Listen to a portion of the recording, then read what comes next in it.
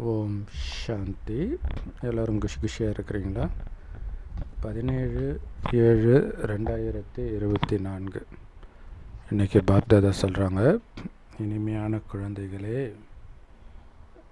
உடலை பார்க்காதீங்க, ஆத்மாவை மட்டும் பாருங்கள். இதுதான் முதலும் முடிவுமான பாடம். இதுதான் மிக கஷ்டமான பாடமும் கூட. வெறும் ஆத்மா தான் தெரியணும். மேலே இருந்து ஆத்மா அப்படியே கீழே இறங்கி ஒரு உடம்புக்குள்ளே பூந்துச்சு, அது தேவதை உடம்பு. அப்படியே அந்த ஆத்மா இன்னொரு உடம்புக்கு போச்சு, இன்னொரு உடம்புக்கு போச்சு, இன்னொரு உடம்புக்கு போச்சு. கடைசியாக இந்த உடம்புல வரும்போது எல்லாத்தையும் இழந்துடுச்சு. இப்போ ஒரு ஆத்மா மேலே இருந்து வருது, அதுதான் பரமாத்மா. ஒருத்தர் உடம்புல வந்து இதை சொல்லுது, ஆத்மானு பாரு, உடம்புன்னு நினச்சதுல தான் உனக்கு பிரச்சனை, உடம்பை பார்க்காத, பார்த்து தான் அனைத்தையும் இழந்த அப்படின்னு சொல்லுது. ஸோ அதனால் உங்களை ஆத்மானு உணர்ந்து ஆத்மா கிட்ட பேசுகிறதுல மட்டும் பக்காவாயிட்டிங்கனாலே உங்கள் பிரச்சனை எல்லாம் காலி ஆகிடும். ஏன்னா மேலேருந்து ஒரு ஆத்மா வந்து எந்த அளவுக்கு கீழே வந்து இருக்குதோ அந்த அளவுக்கு அதோடைய நடிப்பு இருக்கும். அப்படிங்கிறத இந்த மேலேருந்து ஆத்மா வந்ததுன்ற உணர்வோடு பார்க்கும்போது தான் உங்களுக்கு தெரியும். அதை மறந்து உங்களுடைய கணவனாக, மனைவியாக, அப்பா அம்மாவாக, குழந்தையாக பார்க்கும்போது தான் உங்களுக்கு வலி கொடுக்கும். என்னுடைய ஆத்மா கிடையாது, மேலேருந்து வருது, அவ்வளோதான். ஸோ அதோடைய கணக்குக்கு ஏற்ற மாதிரி வெவ்வேறு உடலை எடுக்குது. ஆனாலும் அதுக்கும் உங்களுக்கும் சம்மந்தம் கிடையாது அப்படிங்கிறது தெளிவாக இருக்கணும். பார்க்குற உடல் எல்லாம் அழிய போகுது, பார்க்குற பில்டிங்கெல்லாம் அழிய போகுது, கார் அழிய போகுது. இது மைண்டில் ஓடிக்கிட்டே இருக்கும்போது தான் அழிவற்றதில் உங்களுடைய கவனம் இருக்கும், பற்று வராது. ஸோ இந்த நிலையை பக்காவாக உறுதியாக்கணும். இதுதான் மிக உயர்ந்த இலக்குன்ற. மிக உயர்ந்த இலக்கு எது? இப்போ வரலட்சுமி சிஸ்டர் கூட வந்து அவ்யக்த முறையில் ஹீரோவாகி ஜீரோ ஆகுங்கள் அப்படின்ட்டு ஒரு அவ்யக்த முறை இருக்கும். அதில் என்னென்னா, பாபா வந்ததே உங்ககிட்ட இருக்கிற எல்லாத்தையும் விட வைக்கிறதுக்கு தான். பக்தி மார்க்கத்தில் இதை கொடு, இதை கொடு, இதை கொடு, இங்கே வந்து எல்லாத்தையும் விடுன்னு சொல்கிறார். விட்டால் அனைத்தும் உனக்கு கிடைக்கும், ஆனால் அப்போ உனக்கு துக்கம் இருக்காது. ஆனால் என்னதுன்னு பிடிச்சிக்கிட்டா பிரச்சனை. ஸோ அதனால தான் ஆத்மாவை தவிர எல்லாத்தையும் உதிர்த்து போட்டுடுவோம், உடம்பு உட்பட, புத்தியினால். இதுதான் மிக உயர்ந்த இலக்குன்றார். கேள்வி: குழந்தைங்க பாபாவோட எப்போ வீட்டுக்கு போவீங்க? மேலே எப்போ கொஞ்சம் கூட அழுக்கு இல்லையோ அப்போ தான் போவீங்க. கோயிலுக்குள்ளே போனோன்னாலே குளிச்சுட்டு காலை கழுவிட்டு போகிறீங்க, நல்ல மனநிலையோடு போகிறீங்கன்னா, ஒரிஜினலாக சிவபெருமானே இருக்கிற இடத்துக்குள்ளே போனால் ஒரு சின்ன அழுக்கு ஒட்டிக்கிட்டு இருக்கலாமா? காமன்ற அழுக்கு, கோபம்ன்ற அழுக்கு, பற்று, பேராசை, அகங்காரம், எந்த அழுக்கும், வீண் எண்ணம்ன்ற அழுக்கு கூட இருக்கக்கூடாது, என்னுடையவங்கன்ற அழுக்கு கூட இருக்கக்கூடாது. இது எல்லாமே அழுக்கு தான். நான் பாபா இல்லையா? ஒரு நல்ல மனைவி கணவனை தவிர எதையுமே நினைக்க மாட்டான். உலகமே அவன்தான். ராமன் இருக்கிற இடம் தான் சீதைக்கு அயோத்தின்னுவாங்க இல்லையா? அந்த மாதிரி பாபாவை தவிர எனக்கு யாருமே இல்லை. அந்த மாதிரி மனைவி நான். எப்போ குழந்தைங்க அப்பாவை மாதிரியே தூய்மை ஆகுறீங்களோ அப்போ தான் அப்பா கூடவே மேலே போக முடியும். அந்த அப்பா அழிச்சிட்டு போகிறதுக்காக வந்திருக்கிறார், போகிறதுக்கான வழியை சொல்கிறார். ஸோ அதை இதெல்லாம் சொல்லும்போதே உங்கள் மனக்கண்ணால் ஒளியாதான் நினைக்கணும். பிரம்மா உடலில் இருக்கிறான்னா உங்களை அறியாமல் கவனம் உடம்புக்கு போயிடும். அதுக்கு தான் ஒளியாகவே நினைங்க, அந்த பரந்தாமத்திலேருந்து வந்ததாகவே நினைங்க. உங்களையும் வெறும் ஒளி பரந்தாமத்திலேருந்து வந்ததாகவே நினைங்க. ரெண்டு ஒளி எதிர இருக்குது. ஒரு ஒளி பரிசுத்தமாக இருக்குது, இன்னொரு ஒளி அழுக்காக இருக்குது. அந்த அழுக்கை நீக்கிறதுக்கான சக்தி அந்த பரிசுத்தமான ஒளியை பார்த்துக்கிட்டே இருக்கும்போது கிடைக்குது. எப்போ இந்த ஞானத்தினால உங்களை நிரப்பிக்கிறீங்களோ, ஞான கடல்கிட்ட இருந்து கேட்டு கேட்டு, அதே மாதிரி எப்போ வந்து பாபாவுடைய ஞானம் ஃபுல்லாக கொடுத்துட்டாரோ அதுக்கப்புறம் அவர் அமைதி ஆகிடுவார். நீங்கள் போக வேண்டியதுதான் சாந்தி தாமத்துக்கு இல்லையா? இப்போ அந்த ஞான கடலை குடிக்கிறோம், அதுதான் அகத்தியர் கடலையே குடித்தார் அப்படின்லாம் சொல்லுவாங்க. அந்த அகத்தியர் நாம தான். இப்போ ஞானம் வந்து உங்கள் புத்தியில் சொட்டிக்கிட்டே இருக்கணுன்றார். என்ன ஞானம்? ஆத்மா மேலேருந்து வந்திருக்கிறேன், கூட்டுட்டு போகிறதுக்கு அப்பா வந்துட்டார், அதுதான் வீடு, இங்கே சும்மா நடித்தேன். இதை திரும்ப திரும்ப திரும்ப திரும்ப மனதுக்குள்ளே ஓடிக்கிட்டே இருக்கணும். மற்றபடி சுற்றி நடக்கிறலாம் நாடகம், அதுக்கு எனக்கு சம்மந்தமே கிடையாது. அவங்கவுங்களுடைய பாவத்தை அவங்கவுங்க சுமக்கிறாங்க. இதுக்கு நான் ஏன் கவலைப்படணும்? இதில் கவனம் கொடுத்துக்கிட்டே இருக்கணும். சொர்க்கத்துக்கு போன அப்புறம் இந்த ஞானம் சொட்டாது, அவசியம் கிடையாது. ஏன்னா எதை அடையணும்னு நினச்சிங்களோ அதை அடைஞ்சிட்டிங்க, சொர்க்கத்தை அடைஞ்சிட்டிங்க. அதற்காக தான் இந்த ஞானத்தை சிந்தனை பண்ணிகிட்டு இருக்கிறோம். ஸோ எல்லாத்தையும் கொடுத்த பிறகு பாபாவுடைய பாகம் அமைதி தான். அதுதான் சிவன் எந்த நேரமும் தியானத்தில் இருக்கிற மாதிரி பக்தியில் காட்டப்பட்டு இருக்குது. ஓம் சாந்தி. சிவபாபா சொல்கிறார், சிவபகவானுடைய மகா வாக்கியம். ஏன்னா அந்த சிவ பகவான் அப்படிங்கிறது அவர் மட்டும்தான். இவங்க கிருஷ்ண பகவான் சொல்லிட்டாங்க. ஸோ அவர் தான் கடவுளாகவும் பரமபிதாவாகவும் இருக்கிறார். ஸோ ஆத்மாக்களாகிய குழந்தைங்க நீங்கள் அவரை மட்டும்தான் நினைக்கிறீங்க. உங்களுக்கு மட்டும்தான் அந்த படைப்பவர் தந்தையுடைய அறிமுகமும் கிடைச்சிருக்குது. கிடைச்சும் நினைக்காம இருக்கலாமா? கண்டிப்பாக வரிசைக்கிரமம் இருக்குது உங்களுடைய நினைவில். எல்லோரும் ஒரே மாதிரி நினைக்கல. அப்போ கேட்க முடியாது, நானும் உன் குழந்தை தானே, என்னையா நாராயணன் ஆக்கலை. அதுக்கு தான் பாபா முதல்ல நீ முயற்சி பண்ணி தான் இதை அடைவேன்னு சொல்லிட்டார். எல்லோரும் நிரந்தரமாக அவரை நினைக்கிறது கிடையாது. இது ரொம்ப சூக்ஷ்மமான விஷயம். இந்த நிலையை, அதாவது உங்களை ஆத்மானு உணர்ந்து மற்றவர்களையும் ஆத்மானு பார்க்குற அந்த நிலையை பக்காவாக்கிறதுக்கு கண்டிப்பாக நேரம் எடுக்கும். அப்போ இன்னும் அலட்சியமாக கடைசி நேரத்தில் அப்படியே டக்குன்னு பண்ணிவிடுவீங்களே இந்த பயிற்சி? வாய்ப்பே கிடையாது. ஸோ அதுக்கு தான் நேரம் எடுக்குன்றார். நீங்கள் அலட்சியமாக இருக்கிறதுக்கு நேரம் எடுக்கும்னு சொல்லலை. அதை புரிஞ்சுக்கணும். அவர் என்ன அர்த்தத்தில் எதை சொல்ல வராருன்னு புரிஞ்சுக்கணும். ஸோ நான் ஆத்மா ஒரு ஆத்மா கிட்ட பேசிகிட்டு இருக்கிறேன். அந்த ஆத்மா உடல் மூலமாக காரியம் பண்ணிகிட்டு இருக்குது. ஆனால் அந்த உடலின் பக்கம் என் கவனம் போகலை, ஆத்மாவின் பக்கம் தான் போகுது அப்படின்றது சதா இருக்கணும். அதை நீங்கள் நேரில் மனிதனை பார்த்தாலும் சரி, அல்லது செல்ஃபோனில் யூடியூப் இந்த மாதிரி பார்த்தாலும் சரி, அந்த புள்ளியில் தான் உங்கள் கவனம் இருக்கணும். ஏன்னா இப்போ சேவை எல்லாமே இன்டர்நெட்டில் தான் நம்ம அதிக நேரத்தை செலவு பண்ணுறோம் நிஜ மனிதர்களோட. ஸோ அப்போ இதில் அதே பயிற்சி இங்கேயும் தொடரணும். பார்க்குறது ஞானத்தின் விஷயமாக இருந்தாலும் அந்த ஆத்மாவில் தான் கவனம் இருக்கணும். அந்த மனிதர்களுக்கு எதுவுமே தெரியறது கிடையாது. அஞ்ஞானிகளுக்கு தெரியாத காரணத்தினால அவர் எங்கும் நிறைந்தவர்னு சொல்லிடுறாங்க. எங்கும் நிறைந்தவரை எப்படி நீங்கள் நினைப்பீங்க? எப்படி நினைக்க முடியும்? இல்லையா? பார்க்குறதெல்லாம் கடவுள்னால் ஆல்ரெடி எல்லாத்தையும் பார்த்து தானே இருக்கிறீங்க, அப்புறம் என்ன நினைக்க போகிறீங்க? ஸோ இதெல்லாம் அவங்க யோசிக்கிறதே கிடையாது. ஆத்மான்னு உணர்ந்து பாபாவை நினைக்கிறீங்க பார்த்தீங்களா? உங்களை மாதிரி ஒருத்தரும் கடவுளை நினைக்கிறது கிடையாது.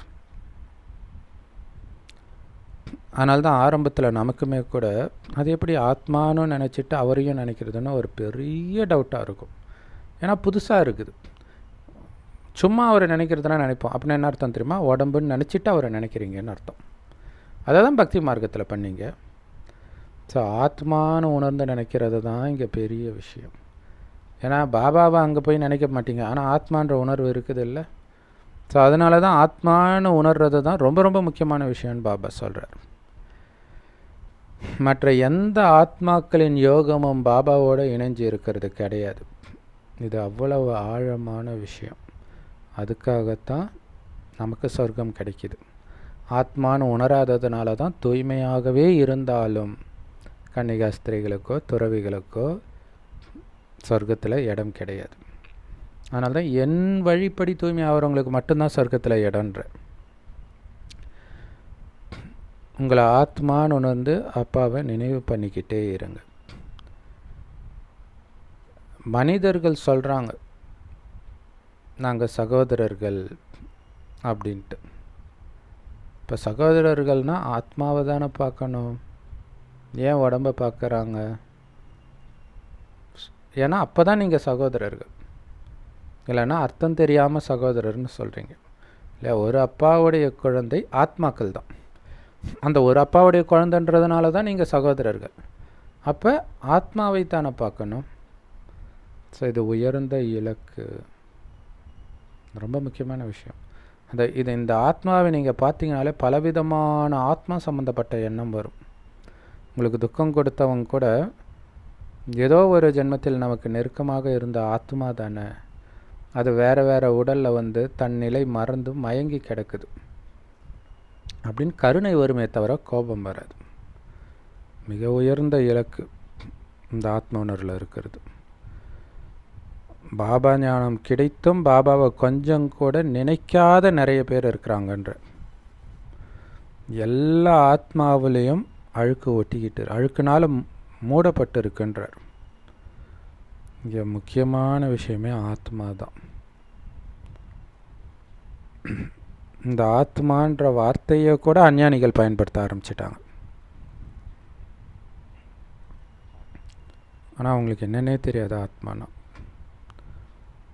ஆத்மா தான் ஆரம்பத்தில் சதோ பிரதானமாக இருந்துச்சு, இப்போ தமோ பிரதானமாக கீழான நிலையை அடையுது. இந்த ஞானமும் பரமாத்மா ஞான கடல் கிட்ட இருந்து ஆத்மாவுக்கு இப்போ கிடச்சிருக்குது. உங்களை ஞானக்கடல்னு சொல்லிக்க முடியாது. பாபா தான் ஞானக்கடல். அவர் கொடுக்காத வரைக்கும் இந்த ஞானம் உங்ககிட்ட கிடையாது. கடல் வற்றி போகாது இல்லையா? இப்போ பாபாவுடைய ஞானத்தை ஃபுல்லாக எடுத்தாலும் சொர்க்கத்துக்கு போனோடனே மறந்துட போகிறீங்க. அதனால் உங்களை நீங்கள் ஞானக்கடல்னு சொல்ல முடியாது.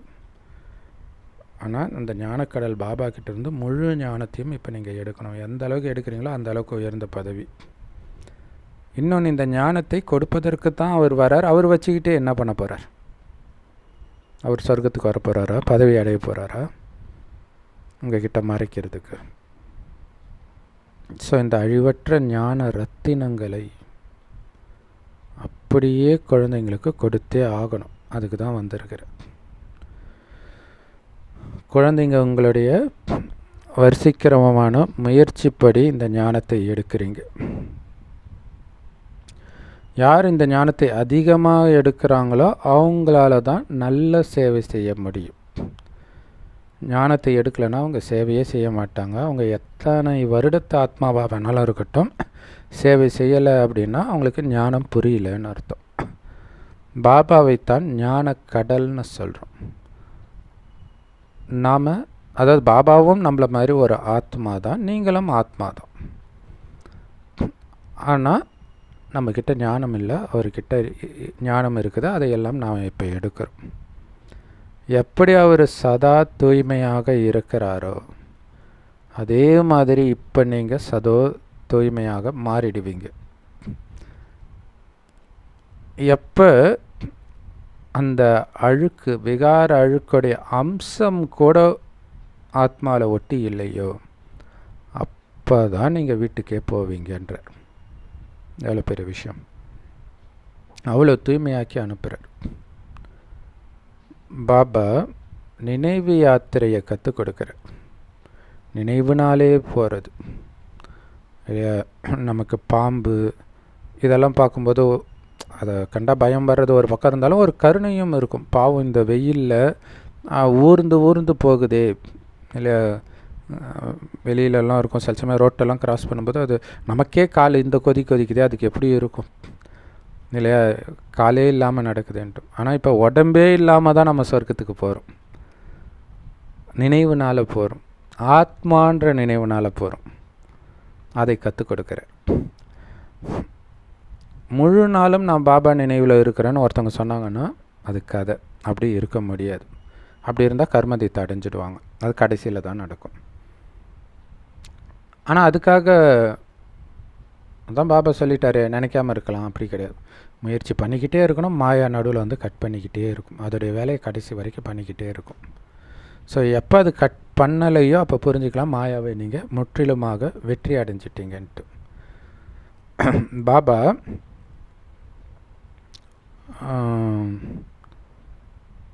குழந்தைங்களுக்கு புரிய வைக்கிறார். நேரடியாக உட்காந்து புரிய வைக்கிறார்.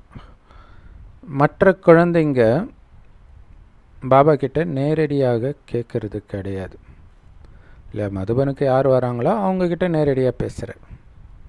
அதனால தான் வருடத்திற்கு ஒரு முறை நம்ம போய் கேட்டுட்டு வந்தோம். மற்றபடி சென்டரில் முரளியை படிப்பாங்க, பாபா கொடுத்து அனுப்பிச்சதை படிப்பாங்க. ஓகே, பாபா படிக்கிறதா நினச்சிட்டு கேட்டால் கூட உண்மையிலே பாபா படிக்கும்போது கேட்குறது, சாரி பாபா சொல்லும்போது கேட்குறது எப்படி இருக்கும்?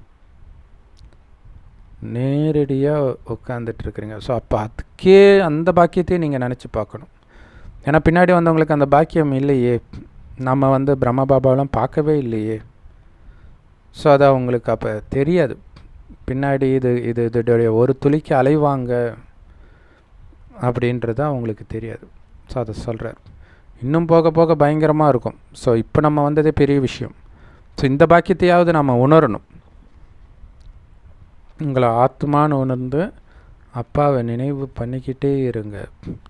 இந்த ஞானத்தையும் தாரணை பண்ணிக்கிட்டே இருங்க. அவருடைய ஞானத்தின் முழு கடலாகணும். அப்படியே அந்த ஞான கடலையே முழுங்கிட்டோம். இதைத்தான் பார்த்திங்கன்னா ஆஞ்சநேயர் சூரியனை முழுங்கிட்டாருன்னுவாங்க புராண கதையில். அப்படின்னு அர்த்தம், ஞான சூரியனுடைய ஞானத்தை ஃபுல்லாக நாம் கிரகிக்கிறோன்னு அர்த்தம். பாபாக்கு சமமாக ஆகிறோன்னு அர்த்தம். ஸோ இதை நீங்கள் புரிஞ்சுக்கிட்டீங்க அப்படின்னா முழு ஞானத்தையும், அதோடைய அர்த்தம் எப்படி ஆகிடுது?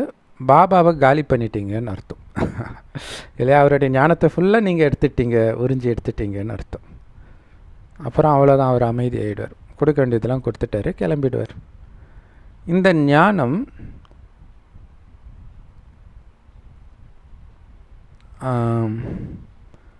அங்கே போன பிறகு, பரந்தாமத்துக்கு போன பிறகும் அவருக்குள்ளே சொட்டிக்கிட்டே இருக்குமானா இருக்காது. அதனால தான் காலி ஆகிட்டேன்னு சொல்கிறார். இருந்துச்சுன்னா அந்த ஞானம் சொல்லிக்கிட்டே இருப்பார்ல, அதனால தான் காலி ஆயிடுச்சுன்னு சொல்கிறார். இது பெரிய ஆச்சரியம். அதனால தான் திரும்ப வரும்போது எப்படி இந்த ஞானம் வந்துச்சுன்னு எனக்கு தெரியல, இது ஒரு ஆச்சரியம், இயற்கையின் ஆச்சரியம்னு வரும். ஏன்னா பக்தி மார்க்கம் தொடங்கும்பொழுது கூட இந்த ஞானத்தை கொடுக்கணுன்னு அவருக்கு தோணவே இல்லை பாருங்களா. அப்போ அந்த நேரத்தில் ஞானம் அங்கே சொட்டலைன்னு தானே அர்த்தம். எப்போ சொட்ட ஆரம்பிக்குதோ டக்குன்னு வந்துடுறார். எவ்வளோ ஆச்சரியம்! இதை நினச்சி பார்க்கும்போதே நமக்கு எவ்வளோ ஆச்சரியமாக இருக்குது. ஒவ்வொருத்தருடைய பாகமும் நம்மளுமே பாருங்களாம், பாபா ஞானம் கிடைக்கிறதுக்கு முன்னாடி நம்ம பிரம்மகுமாரி சென்டரை கிராஸ் பண்ணி போயிருப்போம். ஃபோட்டோ அந்த போஸ்டர்லாம் கூட பார்த்துருப்போம். ஆனால் அப்போ தோணலை பாருங்கள், நம்முடைய பார்ட் அப்படி. ஸோ நமக்கு அனைத்தையும் கொடுத்த பிறகு அவருடைய அமைதியின் பாகம் மட்டுமே இருக்குது. உதாரணத்துக்கு நீங்கள் கூட அமைதியாக இருக்கிறீங்க அப்படின்னா, ஸோ அந்த மாதிரி அமைதியாக பரந்தாமத்துக்கு போனதுக்கப்புறம் இருப்போம் இல்லையா, அங்கேயும் உங்களுக்கு ஞானம் சொட்டாது, ஞானத்தை சிந்தனை பண்ண மாட்டீங்க பரந்தாமத்தில். ஸோ ஒவ்வொரு ஆத்மாவும் தன்னுடைய சமஸ்காரத்தை எடுத்துகிட்டு போகுது இந்த உடலை விட்டு போகும்பொழுது. ஸோ பரந்தாமத்தில் அது அமைதியாக இருக்கும், ஆனால் சமஸ்காரம் உள்ளே இருக்கும். உடல் எடுத்த உடனே அது வெளிப்பட ஆரம்பிக்கும். சந்நியாசி ஆத்மாவு சின்ன குழந்தையிலிருந்து மனப்பாடமாக வேத சாஸ்திரத்தை படிக்க முடியும். ஏன்னா முன்ஜென்மத்தில் அந்த சமஸ்காரம் இருக்கும், அதனால் மறுபடியும் அதுக்கு அதை தான் பிடிச்சி இழுக்கும். பிறகு அந்த ஆத்மாவுடைய பேர் ரொம்ப பிரபலமாகும். இல்லை சின்ன வயசுலேயே சொன்னால், இப்போ வர்ஷா புவனேஸ்வரின்னு ஒரு சகோதரி 7 வயசுலேயே முருகன் திருக்கல்யாணம் இந்த மாதிரி நிறைய விஷயங்களை பேசுனாங்க. இப்போ பெரியவங்களாயிட்டாங்க அவங்க. ஸோ அப்போ முன் ஜென்மத்தில் அவங்க எடுத்துகிட்டு வந்திருக்கணும், இல்லைன்னா அது வாய்ப்பே கிடையாது. இப்போயும் அவங்க வாழ்க்கை ஃபுல்லாக அதே தான் பேசிகிட்டு இருக்கிறாங்க. ஸோ அப்போ உலகம் அழிய போகுது, ஒரு வேளை அழியலைன்னு வச்சுக்கோங்களேன், மறுபடியும் அவங்களுக்கு அதே சமஸ்காரம் தான் வரும். இப்போ நாம் புது உலகத்துக்கு போகிறதுக்காக வந்திருக்கிறோம். இது ரயில்வே ஸ்டேஷன் மாதிரி ட்ரெயினுக்கு வெயிட் பண்ணிகிட்டு இருக்கிறோம். எப்போ வரும்னு வெயிட் பண்ணிகிட்ருக்குறோம். அது பெட்டி படுக்கையோடு வெயிட் பண்ணிகிட்டு இருக்கிறோம். அது ஞாபகம் இருக்கணும். புது உலகத்துக்கு போகிறதுக்காக வந்திருக்கிறோம். பழைய உலகத்தை விட்டு ரயில்வே ஸ்டேஷன் தான் இந்த சங்கமயுகம். எதை எடுத்துகிட்டு போகிறோம்? ஞான சமஸ்காரத்தை எடுத்துகிட்டு போகிறோம் புது உலகத்துக்கு. அந்த ஞானமும் குணமாக தான் அங்கே இருக்கும், ஞானமாக அங்கே இருக்காது. இந்த சமஸ்காரம் உள்ள மெர்ஜாகி இருக்கும். ஆனால் நீங்கள் ஒவ்வொருத்தரும் உங்களுடைய சீட்டை பிடிக்கணும். பாருங்கள், நம்ம ட்ரெயினுன்னு சொன்னது இப்போ வசதியாக போச்சு. பாபா சொல்கிறது பதவின்ற சீட்டை சொல்கிறாரு. பட் ட்ரெயினு கூட நம்ம வரிசைக்கிறோமா இல்லையா, யார் முன்னாடி இருக்கிறவன் தானே போய் சூப்பரான சீட்டாக பிடிக்க முடியும். ஸோ அதனால் உங்களுடைய வரிசைக்கிரமமான முயற்சிக்கு ஏற்ப நீங்கள் போய் உங்களுடைய பதவியை அடையிறீங்க. ஸோ முயற்சி பண்ணுற நேரமெல்லாம் இப்போ தான்.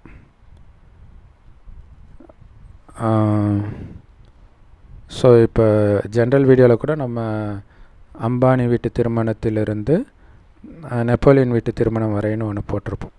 ஸோ அது அஞ்ஞானிகளை கவர் பண்ணுறதுக்காக தலைப்பு அப்படி இருக்குமே தவிர உள்ள பாபா ஞானம் தான் இருக்கும். ஸோ அதில் நம்ம போட்டிருப்போம், உண்மையிலே திருமணம் சொர்க்கத்தில் மட்டுமே நிச்சயிக்கப்படுது, நரகத்தில் கிடையாது. நான் சொர்க்கத்தில் நிச்சயிக்கப்படுதுன்னு சொல்லுவாங்க, ஆனால் அவங்களுக்கு அதோடைய அர்த்தம் தெரியாது.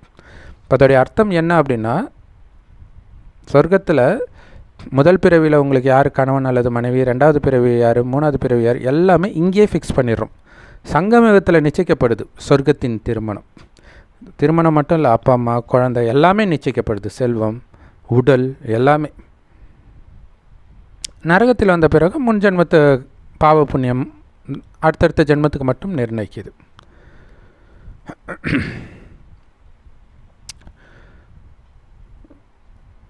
ஸோ அங்கே போய் சொர்க்கத்தில் நாம் எடுக்கிற உடலுக்குத்தான் பெயர் கிடைக்கிது. ஒவ்வொரு உடல் ஒவ்வொரு ஜென்மத்திலும் வெவ்வேறு பேர் அடையிறோம். சிவபாபா நிராகாரராக இருக்கிறார். அவர் சொல்கிறாரு, இந்த உடலை, பிரம்மாவின் உடல் உறுப்புகளை, குறிப்பாக வாயை நான் கடனாக எடுக்கிறேன் இந்த ஞானத்தை கொடுக்கறதுக்காகத்தான் நான் வரேன். அப்போ எனக்கு ஒரு வாய் வேணும் தானே. அவர் யாருக்கிட்டேயும் போய் எந்த சத்சங்கத்திலையும் ஞானத்தை கேட்டுட்டு வந்து சொல்கிறது கிடையாது. ஏன்னா அவரே சுயம் ஞான கடலாக இருக்கிறார். இதுதான் சுயம்புடைய அர்த்தம். அவங்க என்ன நினச்சிக்கிறாங்க, தானாக சிவலிங்கம் வந்துடுச்சு அதனால் சுயம்பு அப்படி சொல்கிறாங்க. அவருடைய முக்கியமான காரியமே இந்த பிரம்மாவின் வாய் வழியாகத்தான் நடக்குது. அதனால்தான் கோமுக், பசுவின் வாய் அப்படின்னு நந்திக்கு, அந்த நந்தி வாயிலிருந்து கங்கை வர்றதா சொல்லுவாங்க. இமயமலையில் நிறைய இடத்துலேருந்து வர ஊற்று சேர்ந்து தான் கங்கை ஆகுது. அதில் ஒரு இடம் கௌமுக்குன்னு சொல்லுவாங்க. ஸோ என்ன அப்படி ஒரு பெரிய காரியத்தை செய்கிறாரு, எல்லோருக்கும் முக்தி, ஜீவன் முக்திக்கான வழியை காட்டுறார். அதுக்கு தான் வர்றார். மற்றவர்கள் பேசுகிறத கேட்டு அவர் என்ன பண்ண போகிறாரு? ஏன்னா இங்கே இருக்கிறவங்க எல்லாம் சொல்கிறது பொய், கேட்டதை உங்களையே மறக்க சொல்கிறாரு.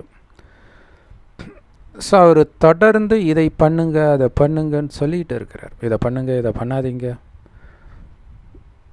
இந்த மனித சிருஷ்டி மரத்துடைய முழு ரகசியத்தையும் சொல்கிறார். புத்தம் புது உலகம் சின்னதாக இருக்கும்ன்றார். ஸோ அதனால தான் மரத்தோடு ஒப்பிடுறது. மரம் முதல்ல சின்னதாக தானே இருக்கும், ஆனால் அதுக்கப்புறம் பெருசாகிடும். அதே மாதிரி தான் இந்த பழைய உலகம் ரொம்ப பெருசாகிடுச்சு. இந்த உலகத்தில் எவ்வளவு வெளிச்சம் பயன்படுத்துகிறாங்க, கரண்ட்டு பயன்படுத்துகிறாங்க, என்னென்னலாம் பண்ணுறாங்க பாருங்கள் கரண்ட்டை வச்சுட்டு. அங்கே உலகம் ரொம்ப சின்னதாக இருக்கும், அதனால் கரண்ட்டும் ரொம்ப கம்மியாக தான் தேவைப்படும். ஸோ அது ஒரு சின்ன கிராமம் மாதிரி இருக்கும்ன்ற. இன்றைக்கி எவ்வளோ பெரிய பெரிய நகரங்கள் இருக்குது, இந்த மாதிரிலாம் அங்கே நிறையா இருக்காது. அங்கே மெயின் ரோடு கொஞ்சம் இருக்கும், நல்ல அற்புதமான மெயின் ரோடு இருக்கும்ன்ற. ஸோ ரகசியத்தை வெளிப்படுத்துகிறார், சொர்க்கம் எப்படி இருக்கும்னு. பஞ்ச தத்துவமும் சதோப்பிரதானமாக இருக்கும். அது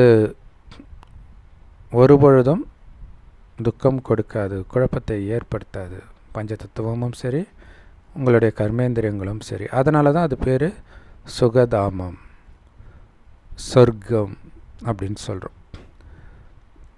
இன்னும் நீங்கள் முன்னேற முன்னேற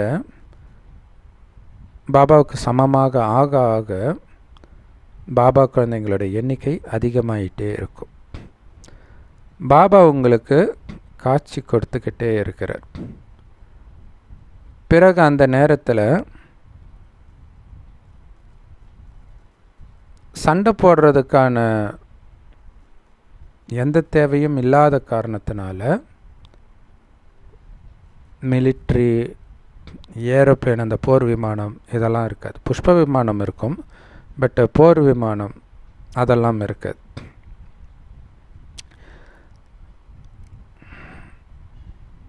ஏன்னா ஒரு ஒரு பயம் பயத்தினால தான் மிலிட்ரியே வைக்கிறாங்க, எதிரி உள்ளே பூந்துடுவானோன்ட்டு. இல்லைன்னா எதுக்கு மிலிட்ரி வைக்க போகிறாங்க? இந்தியா சுதந்திரம் அடைஞ்ச பிறகு இது அஹிம்சையினால் சுதந்திரம் அடைஞ்சதுனால மிலிட்ரியெல்லாம் பெருசாக கவனம் கொடுக்கலையா. ஸோ அப்போ தான் சைனா போருக்கு வந்தோடனே திணறிடுச்சான் இந்தியா. அதுக்கப்புறம் தான் மிலிட்ரிக்கு ரொம்ப முக்கியத்துவம் கொடுக்க ஆரம்பித்தாங்களாம். ஸோ நம்ம அமைதியாக இருந்துட்டால் யாரும் எதுவும் பண்ண மாட்டாங்க அப்படின்னு நினச்சிடுச்சு. இந்தியாவில் இருக்கிற எல்லாரும் அமைதியாக இருக்கிறாங்களா? இந்தியாவில் இருக்கிற எல்லோரும் ரொம்ப நல்லவங்களா? அப்படி இருந்தால் வராது. சொர்க்கத்தில் அப்படி இருக்கிறாங்க, அதனால் யாரும் வர்றது கிடையாது. இன்றைக்கி மனிதர்கள் எப்படி பாருங்கள், நான் ஒரு இடத்துல உட்காந்துட்டு எல்லாரையும் அழிச்சிடுவேன்னு சொல்கிற அளவுக்கு ஒவ்வொரு நாட்டினரும் அணு ஆயுதங்களை குவிச்சிட்டு இருக்கிறாங்க.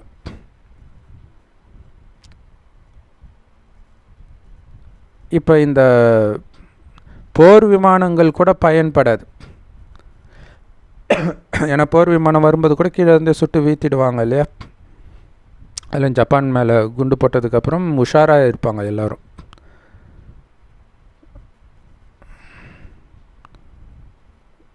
இன்னொன்று பாபா சொல்கிறது, இது சொர்க்கத்துக்கு சொல்கிறது, இதுக்கும் பொருந்தும். நரகத்திலும் இங்கே இருந்துக்கிட்டே ஏவுகணையை விட்டு அடிக்கிறாங்க. சொர்க்கத்தில் இந்த மாதிரி போர் விமானத்துக்கெலாம் அவசியம் கிடையாது. நிலாவில் இடம் இருக்குதான்லாம் போய் தேடிட்டு இருக்க மாட்டாங்க. இதெல்லாம் சயின்ஸோடைய வெத்து வேட்டுன்றார், தேவையில்லாத அகங்காரன்றார்.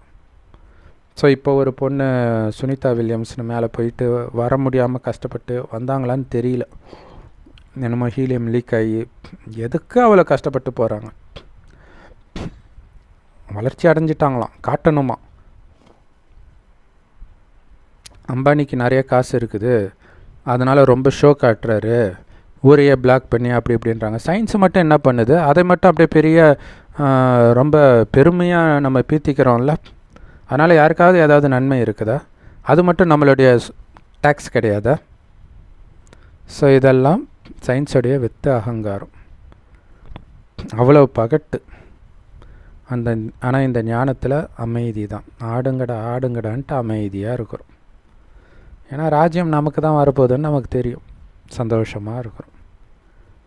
இதுதான் கடவுள் நமக்கு கொடுக்குற பரிசு, குப்தமாக இருக்குது. அதனால தான் கிறிஸ்மஸ் தாத்தா நைட்டு கிஃப்ட் கொடுக்குறார், நள்ளிரவில் கதவை தட்டி கொடுக்குறார். பாபா நமக்கு கலியுக இரவில் கொடுக்கறதுனால, இது யாருக்குமே தெரியாததுனால பாவம் அந்த கிறிஸ்மஸ் தாத்தா கிஃப்ட்டுக்காக குழந்தைங்களும் பெரியவங்களும் அதிலே சந்தோஷப்பட்டுடுறாங்க. இன்றைய காலகட்டத்தில் சயின்ஸில் குழப்பத்தை தவிர வேறு எதுவும் இல்லைன்ற அமைதியை பற்றி அவங்களுக்கு தெரியாது. சயின்ஸுக்கு அமைதியை உருவாக்க தெரிஞ்ச வழியெல்லாம் சண்டை தான். ஒரு சகோதரி, ஒரு அரசியல்வாதி பேசுகிறாங்க ஏதோ ஒரு வெளிநாட்டில், ஏதோ ஒரு நாட்டில் சொல்லுவாங்களாம் பழமொழி, அமைதி வேணும்னா யுத்தத்துக்கு தயாராகுன்ட்டு. எப்படா யுத்தத்தில் அமைதி வரும்? அதான் பாபா சொல்கிறார், அமைதினா என்னன்னே அவங்களுக்கு தெரியல. புது உலகத்தில் சுகதாமமாக இருக்கும் பொழுது தான் அமைதி இருந்தது உலகம் ஃபுல்லாக. இப்போ உலகம் ஃபுல்லாக துக்கமும் அசாந்தியும் தான் இருக்குது. அமெரிக்காவிலே நிறைய பேருக்கு வீடே கிடையாதான். நமக்கு கேட்கவே ஆச்சரியமாக இருக்குல்ல. வறுமையில் வாடுறவங்க நிறைய பேர் இருக்கிறாங்க. வெறும் அணு ஆயுதத்தை வச்சுக்கிட்டு அவங்க பணக்காரங்க, வல்லரசு அப்படின்னு சொல்லிட்டு இருக்கிறாங்க, அவ்வளோதான். ஸோ அதனால தான் வெளிநாட்டில் இருக்கிறவங்கெல்லாம் வேலைக்கு அமெரிக்காவுக்கு போனவங்கெல்லாம் திருப்பி அனுப்பிச்சிக்கிட்டும் இருக்கிறாங்க. இப்போ எல்லா நாடுகளுமே டூரிஸ்ட்காரங்களாம் வராதிங்கன்னு சொல்ல ஆரம்பிச்சிட்டாங்க. ஏன்னா நீங்கள் டூரிஸ்ட்டு வரீங்க, ஒரு சில சுற்றுலாத்தலங்கள் இருக்கும் இல்லையா, அங்கே வந்துட்டாலே என்ன ஆகும், பிஸ்னஸ் ஏரியாவாகிடுது. அப்போ பெரிய பெரிய பங்களா அதெல்லாம் கட்டி நல்லா வாடகைக்கு விடுவாங்க. அப்போ லோக்கல் மக்களுக்கு என்ன ஆகும், வீடு கிடைக்காது. ஸோ அதனால் டூரிஸ்ட்லாம் வெளியே போன்ட்டு வாட்டர் கன்னை வச்சு எல்லோரையும் துரத்திட்டு இருக்கிறாங்க. ஏன்னா எல்லா இடமும் அசாந்தி ஆகிடுச்சு. சொர்க்கத்தில் நம்ம எங்கேயும் போக தேவையில்ல, இருக்கிறதே சொர்க்கத்தில். இருந்தாலும் போவோம், ஜாலியாக பிக்னிக் மாதிரி சுற்றிட்டு வருவோம். ஸோ அதை நினச்சி பார்த்துக்கிட்டே இருக்கணும். அது வரப்போகுது இல்லை, நான் அங்கே போக போகிறேன்ல, சின்ன வயசுடைய நினைவுகள் சந்தோஷத்தை கொடுக்குற மாதிரி இது ரொம்ப ரொம்ப சின்ன வயசு. சொர்க்கம் ஆரம்பம் இல்லையா, ஆத்மாவுடைய ஆரம்ப காலம். சங்கமயுகத்தில் ட்ரைனிங் எடுத்துகிட்டு அங்கே போயிடுறோம். அதை நினைவு பண்ணிக்கிட்டே இருக்கணும். நாம் எவ்வளோ அழகாக இருப்போம், ஆரோக்கியமாக இருப்போம், பறந்துக்கிட்டு இருப்போம், நல்ல நல்ல உறவுகள், எந்த சுயநலமும் இருக்காது, உடம்புல ஒரு சின்ன குறை இருக்காது, குறிப்பாக விகாரம் இருக்காது. ஸோ அப்போ எவ்வளோ நல்லா இருக்கும். அங்கே அழகான கணவனோ மனைவியோ குழந்தையோ இருந்தால் நிம்மதியாக இருப்பீங்க. இங்கே அழகாக இல்லாட்டினா கூட நிம்மதி இல்லை இல்லையா. அந்தளவுக்கு கள்ளத்தொடர்பு இதெல்லாம் தலைவிரிச்சாயிடுது, எல்லா விதமான அசாந்தியும் இருக்குதுன்ற. அதனால் நீங்கள் புரிய வைங்க, அசாந்தியே இல்லாத ஒரு உலகம், அங்கே இருக்கக்கூடிய அமைதி வேணும்னா அது சாந்தி தாமத்தில் தான் இருக்கும், சுகதாமத்தில் தான் இருக்கும் அப்படின்னு புரிய வைங்க. அப்படிப்பட்ட அமைதி வேணும்னா அங்கே வர்றதுக்கு நீங்கள் முயற்சி பண்ணணும். காட்டில் போனால் அமைதி கிடச்சிடுமா? அடுத்த வேளை சாப்பாட்டை பற்றி கவலை இருக்கும்போது எப்படி உங்களுக்கு அமைதி கிடைக்கும்? எல்லாருக்குமே சொர்க்கம் பிடித்த ஒரு இடமாக இருக்குது. ஸோ பாரதவாசிகள் தான் சொர்க்கம் மற்றும் வைகுண்டத்தை நினைவு செய்கிறாங்க. மற்ற தர்மத்தினர் வைகுண்டத்தை நினைவு செய்கிறதே கிடையாது. அவங்க அமைதியை மட்டும்தான் நினைவு பண்ணுறாங்க. அவங்க சந்தோஷத்தை நினைவு பண்ணுறதே கிடையாது. அப்படி விதியும் கிடையாது. நீங்கள் தான் சந்தோஷத்தை நினைவு பண்ணுறீங்க. அதனால தான் அவரை கூப்பிடவும் செய்கிறீங்க. எங்களை இந்த துக்கத்திலிருந்து விடுவீங்க அப்படின்னு பாபாவை நீங்கள் கூப்பிடுறீங்க. ஆத்மாக்கள் எல்லாமே உண்மையில் சாந்தி தாமத்தில் வசிக்கக்கூடியவர்கள். ஸோ உங்களை ஆத்மான்னு உணர்ந்தாலே நீங்கள் டக்குன்னு அங்கே இருக்கிற மாதிரியே நினைங்க. எப்படி பாபாவை நீங்கள் அங்கே இருக்கிற மாதிரி நினைக்கிறீங்களோ, ஏன்னா பாபாவுடைய இடம் அது தானே. அப்போ ஆத்மா நீங்கள் நினச்சா ஆத்மாவுடைய இடமும் அதே பரந்தாமம் தானே. அப்போ ஆத்மானாலே நீங்கள் அங்கே தான் நினைக்கணும். இந்த 5 ஸ்வரூப பயிற்சியில் ஆத்மாவாக நினைக்கிறீங்கனாலே அங்கே ஓடிடுங்க. எப்போவுமே நீங்கள் அங்கே இருக்கிறதாவே நினைங்க, அதுதான் ஆத்மான்னு நினைக்கிறது. அப்போ அங்கே இருக்கிறதாவே நினைக்கும் போது அங்கே இருக்கிற ஆத்மா இங்கே ஒரு உடம்புல இருக்குது, இருந்து என்னென்ன நடிப்பு நடிக்குதுன்ற உணர்வோடு பார்க்கும்போது ஆத்மாவை பார்க்குறது ஈஸியாக இருக்கும். யாருக்குமே இது தெரியல. பாபா புரிய வைக்கிறார். இந்த ஞானம் அடையிறதுக்கு முன்னாடி எவ்வளோ புத்தியற்றவர்களாக இருந்தீங்க. எப்போ புத்தியற்றவர்களாக ஆனீங்க? பிறந்ததுலேருந்தே அப்படி தான் ஆனீங்களான்னா கிடையாது இல்லையா. துவாபர யுகத்திலேருந்து தான் புத்தியற்றவர்களாக ஆனீங்க. 16 கலைகள்லேருந்து திரேதாயுகத்துக்கு 14 கலைகள் ஆயிடுச்சு, 2 கலை போச்சு. துவாபர யுகத்துக்கு வரும்போது 12 கலைகள் ஆயிடுச்சு. அதாவது அப்படியே கொஞ்சம் கொஞ்சமாக புத்தியற்றவர்களாக மாற ஆரம்பிச்சிட்டிங்க. அப்படி பார்த்திங்கன்னா சொர்க்கத்தின் ஆரம்பத்தில் இருந்தே, ஏன்னா பாபா சொல்லுவார், கிருஷ்ணருடைய பிறந்த அடுத்த நாளே கொஞ்சம் கலை குறைய தான் செய்யுன்றார். இப்போ எந்த கலையும் கிடையாது. அதனால் நமக்கு அந்த ராமாயணம் அதில் அந்த ராமர் குழந்தையாக இருக்கும்போது பேசுகிறது அதெல்லாம் பார்க்கும்போது நமக்கு ஆசையாக இருக்கும். பட் அதை நம்மளால் இமிட்டேட் பண்ண முடியல. பாருங்கள், அந்தளவுக்கு கலைகள் குறைஞ்சி போயிடுச்சு. இமிட்டேட் கூட பண்ண முடியல உடனடியாக. மனிதர்கள் பெண்களுக்காக மாநாடு நடத்துகிறாங்க, பெண்கள் அனுபவிக்கிற கஷ்டங்கள் அப்படின்ட்டு தொடர்ந்து எல்லா நாட்டிலையும் எல்லா ஸ்டேட்லேயும் நடந்துக்கிட்டு தான் இருக்குது. ஆனால் முழு உலகத்துலேயும் துக்கமாக இருக்கும்போது பெண்கள் மட்டும் எப்படி துக்கம் இல்லாமல் இருக்க முடியும்? அளவற்ற துக்கம் இருக்குது. ஒருவருக்கு ஒருவர் துக்கத்தை தான் கொடுத்துட்டு இருக்கிறாங்க. ஸோ பெண்களுக்கு இழைக்கப்படுற துக்கம் எல்லாமே காமத்தினால தான் வருது இல்லையா. ஸோ அப்போ காமத்தை விடணும்னு யாருமே சொல்கிறது கிடையாது. இந்த உலகத்தில் இப்போ அமைதி எப்படி கிடைக்கும்? இத்தனை மதங்கள் இருக்குது. இதில் வேறு முஸ்லீம்கள் பெருமையாக சொல்லுவாங்க, முஸ்லீமை மதம் சொல்லாதீங்க, அது மார்க்கம். மதம்னா மார்க்கம் தான், மதம்னா வழி தான். இத்தனை வழி இருக்கும்போது எப்படி நிம்மதியாக இருக்க முடியும்? முழு உலகத்துலையும் இப்போ அமைதி இருக்க வாய்ப்பே கிடையாது. எல்லா இடத்துலையும் அசாந்தி தான் நாளுக்கு நாள் அதிகமாகிட்டே இருக்கும். சந்தோஷம்னா என்னென்னே அவங்களுக்கு தெரியாது. ஃபஸ்ட்டு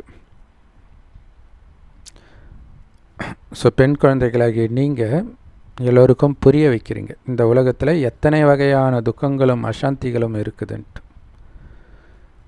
ஆத்மா எங்கேருந்து வந்ததோ அதுதான் அமைதியான இடம், சாந்தி தாமம். அதே மாதிரி எங்கே ஆதி சனாதன தேவி தேவதா தர்மம் இருந்ததோ அதுதான் சுகதாமம். அங்கே தான் உண்மையான சந்தோஷம் இருக்கும். மற்றபடி ஆதி சனாதன இந்து தர்மம்னு நீங்கள் சொல்ல முடியாது. இந்துவாக எப்போ மாறிச்சோ அப்போ அமைதியும் போச்சு, சந்தோஷமும் போச்சு. ஸோ அனாதி அப்படின்னா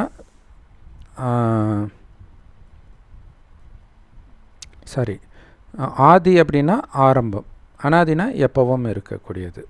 இது தேவதை தர்மத்துக்கு தான் பொருந்தும். அந்த ஆத்மா எப்பவும் இருக்குது, ஆனால் தர்மம் அழியுது, மீண்டும் அழியும் போது அந்த தர்மத்தை உருவாக்கத்தான் பாபா வரார். ஸோ அந்த தர்மம் முழுமையாக சத்தியுகத்தில் தான் இருக்குது. அந்த நேரத்தில் எல்லோரும் தூய்மையாக இருக்கிறாங்க 100%. அதனால்தான் இந்த உலகமே நிர்விகார உலகம் சொல்லப்படுது. விகாரத்தின் பேரடையாளமே இருக்காது. ஸோ அப்போ இருக்கிற உலகத்துக்கும் இப்போ இருக்கிற உலகத்துக்கும் எவ்வளோ பெரிய வித்தியாசம்ன்ற. அதனால்தான் இந்த உலகத்தின் பாதிப்பு வரக்கூடாதுன்னு தான் எல்லார்கிட்டேருந்தும் விலகி இருங்க விலகி இருங்க விலகி இருங்க, புத்தியினால் விலகி இருங்கன்ற. விலகி இருங்கன்னா இப்போ கணவன் ஞானத்தை எடுக்கலைன்னா அவனை விட்டுட்டு ஓடிடுறது, மனைவி ஞானத்தை எடுக்கலைன்னா விட்டுட்டு ஓடிடுறதுன்னு அர்த்தம் இல்லை. சில சமயம் அவனே அடித்து துரத்துவான், அது வேறு விஷயம். ஆனால் புத்தியினால் அவங்க நம்முடையவர்கள் கிடையாது அப்படின்னு வெறும் ஆத்மாவை மட்டுமே பார்க்கணும். ஸோ முதல்ல நீங்கள் நிர்விகாரிகளாக ஆகணும். அதனால்தான் பாபா சொல்கிறார், இனிமையிலும் இனிமையான குழந்தைகளே, இந்த மகா எதிரி காமத்தை வெல்லுங்கள். மிகப்பெரிய எதிரி அவன்தான். அகாசுரன், பகாசுரன், நரகாசுரன் எல்லாமே அவன்தான். எப்படி வெல்றது? உடல் பலம் கொண்டு வெல்லுவீங்களா? இல்லை, ஆத்ம பலம் கொண்டு வெல்லுவீங்க. எப்படி ஆத்ம பலம் வரும்? ஆத்மான்றதில் அசைக்க முடியாத நிச்சய புத்தியும் ஞாபகமும் நிரந்தரமாக இருந்தால் காமத்தை வென்றிடுவீங்க. உடல்ன்ற உணர்வு வரும்போது எதிர இருக்கிறவங்களும் உடல்னு பார்ப்பீங்க, அப்போ தான் காமம் வரும். வெறும் ஒளி நான், பரமாத்மா ஒளியின் குழந்தை நான், இது மட்டும் சதா ஞாபகம் இருந்தால் காமத்தை வென்றிடுவீங்க. இது இல்லாத பொழுது தான் காமம் மட்டும் இல்லை, மற்ற எந்த விகாரமும் உங்களை டிஸ்டர்ப் பண்ணும். ஸோ ஒரே காரணம் தான், எந்த விகாரம் டிஸ்டர்ப் பண்ணாலும் ஒரே காரணம், பாபா நினைவில் மூழ்கி இல்லை, அலட்சியமாக இருந்துடுறீங்கன்னு அர்த்தம். ஸோ அதுக்கு தான் பாபா சொல்கிறேன், உங்களை ஆத்மான்னு உணருங்க. அப்போ தான் இப்போ ஆத்மாவில் அழுக்கு ஒட்டிக்கிட்டு இருக்குதுன்னு உங்களுக்கு தெரியும். அப்போ எப்படி நகையில் அழுக்கு இருந்து, சரி தங்கத்தில் கலப்படம் இருந்தால் அதனால் உருவாக்கப்படுற நகையும் அதே மாதிரி தானே இருக்கும். அதே மாதிரி ஆத்மா அழுக்காக இருந்தால் அதனால் உருவாகிற உடலும் அழுக்காகத்தான், உடல் நோயுள்ளதாகத்தான் இருக்கும், உறவுகளும் அப்படித்தான் இருக்கும். ஸோ எப்போ ஆத்மா தூய்மையாகுதோ அப்போ உடலும் தூய்மையாகும். அதாவது நகை, உடலை தான் நகைன்றார், அதுவும் தூய்மையாகிடுது. அதுதான் நிர்விகார உலகம். அதை கற்பனை பண்ணிக்கிட்டே இருக்கணும். நான் சொர்க்கத்தில் எப்படி இருப்பேன், நான் மகாலட்சுமியாக பிறந்தா எப்படி இருப்பேன், அல்லது மகாவிஷ்ணுவாக பிறந்தா எப்படி இருப்பேன். ஒரு ஒரு அடி எடுத்து வைக்கும்போது அப்படியே டக்கு டக்கு டக்கு டக்குன்ட்டு அப்படியே நான் நாராயணனாக இருந்தால் எப்படி இருந்திருப்பேன். அப்படியே நாராயணனாக என்னுடைய மாளிகையில் தண்ணி எடுக்க போகிறேன், மகாலட்சுமியாக போகிறேன். அடுப்பு பற்ற வைக்க போகும்போது மகாலட்சுமியாக போகிறேன். இப்படி ஒரு ஒரு செகண்டும் அதை நினச்சிக்கிட்டே இருக்கணும். இதுதான் அதை சுற்றிக்கிட்டே இருக்கிறது சக்கரம்.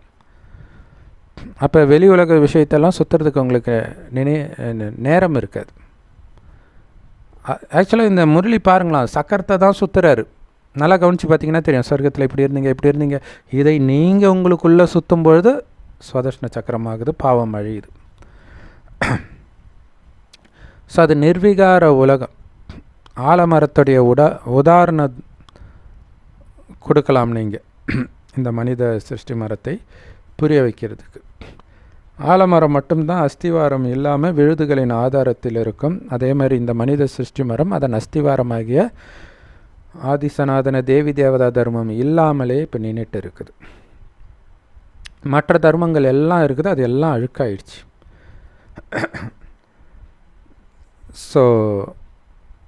சொர்க்கத்தில் இருக்கிறவங்களுக்கு மட்டும் என்ன 2 கொம்பா முளைக்கும்? இல்லை, அவங்களும் மனிதர்கள் தான். ஆனால் அவங்க தெய்வீக குணம் இருக்கிறதுனால தேவதைகள். அதனால் தெய்வீக குணம் இருக்கனால அவங்கள தேவதைகள்னும் இவங்கள மனிதர்கள்னும் சொல்கிறோம். நரகத்தில் இருக்கிறவங்கள 2 பேருமே ஆக்சுவலாக மனிதர்கள் தான்.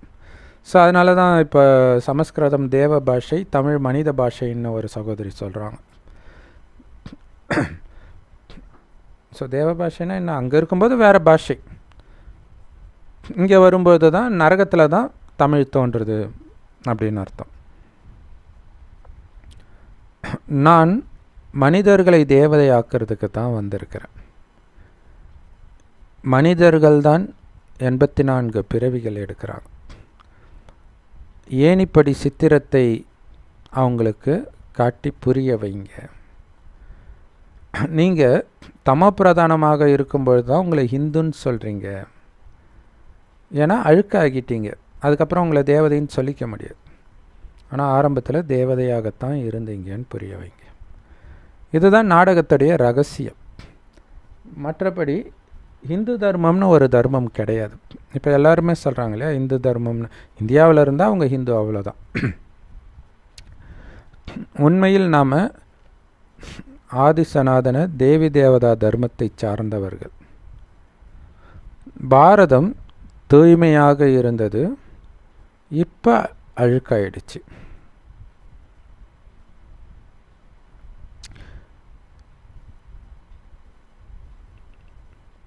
எப்போ தூய்மையாக இருந்தது? ஆதி சனாதன தேவி தேவதா தர்மத்தினர் இருக்கும்பொழுது தூய்மையாக இருந்தது. ஸோ அந்த தர்மம் அழிந்து ஹிந்துவாக எப்போ சொல்ல ஆரம்பித்தாங்களோ அப்போ அழுக்காயிடுச்சு. அழுக்கானதுனால தான் அவங்க இந்துன்னே சொல்ல ஆரம்பித்தாங்க. மற்றபடி இந்து தர்மத்தை யாரும் ஸ்தாபனை பண்ணலை. அதனால தான் யாருக்கும் இந்து தர்மத்தை யார் ஸ்தாபனை செஞ்சாங்கன்னே தெரியாது. ஸோ குழந்தைங்க இதை நல்லா தாரணை பண்ணி மற்றவர்களுக்கு புரிய வைங்க. உங்களுக்கு நல்ல தாரணை ஆகணும். அப்போ தான் டக்குன்னு பாயிண்ட்டு வரும். அனைத்து மத மாநாட்டில் அங்கெல்லாம் நீங்கள் புரிய வைக்க முடியும். ஏன்னா இப்போ எல்லோரும் சொல்லிட்டாங்க இந்துன்றது ஒரு தர்மம் கிடையாதுன்ட்டு. அப்போ எது தர்மம்? இப்போ இந்துக்கள் ஃபாலோ பண்ணுறது ஒரு குறிப்பிட்ட முறையை ஃபாலோ பண்ணுறாங்களே, அது எந்த தர்மத்துடையது அப்படிங்கிறத நாம் புரிய வைக்கணும். அதுக்கு நல்லா இதை தாரணை பண்ணணும். ஆனால் மனிதர்கள் அந்த அளவுக்கு இந்த நேரத்தில் உங்களுக்கு நேரம் கொடுக்கறதில்ல. சீக்கிரமாக சொல்லி என்ன வளன்னு இழுத்துட்டு இருக்கிறேன்னுவாங்க. குறைஞ்சபட்சம் ஒரு 1/2 மணி நேரமாவது கொடுத்தா கொஞ்சம் பாயிண்ட்டு நம்மளால் சொல்ல முடியும். ஏன்னா நிறைய பாயிண்ட்டு இருக்குது. அதுலேயும் நம்ம ரொம்ப முக்கியமான கருத்துக்களை தான் சொல்ல போகிறோம். இந்த படிப்பில் முன்னேறி போக போக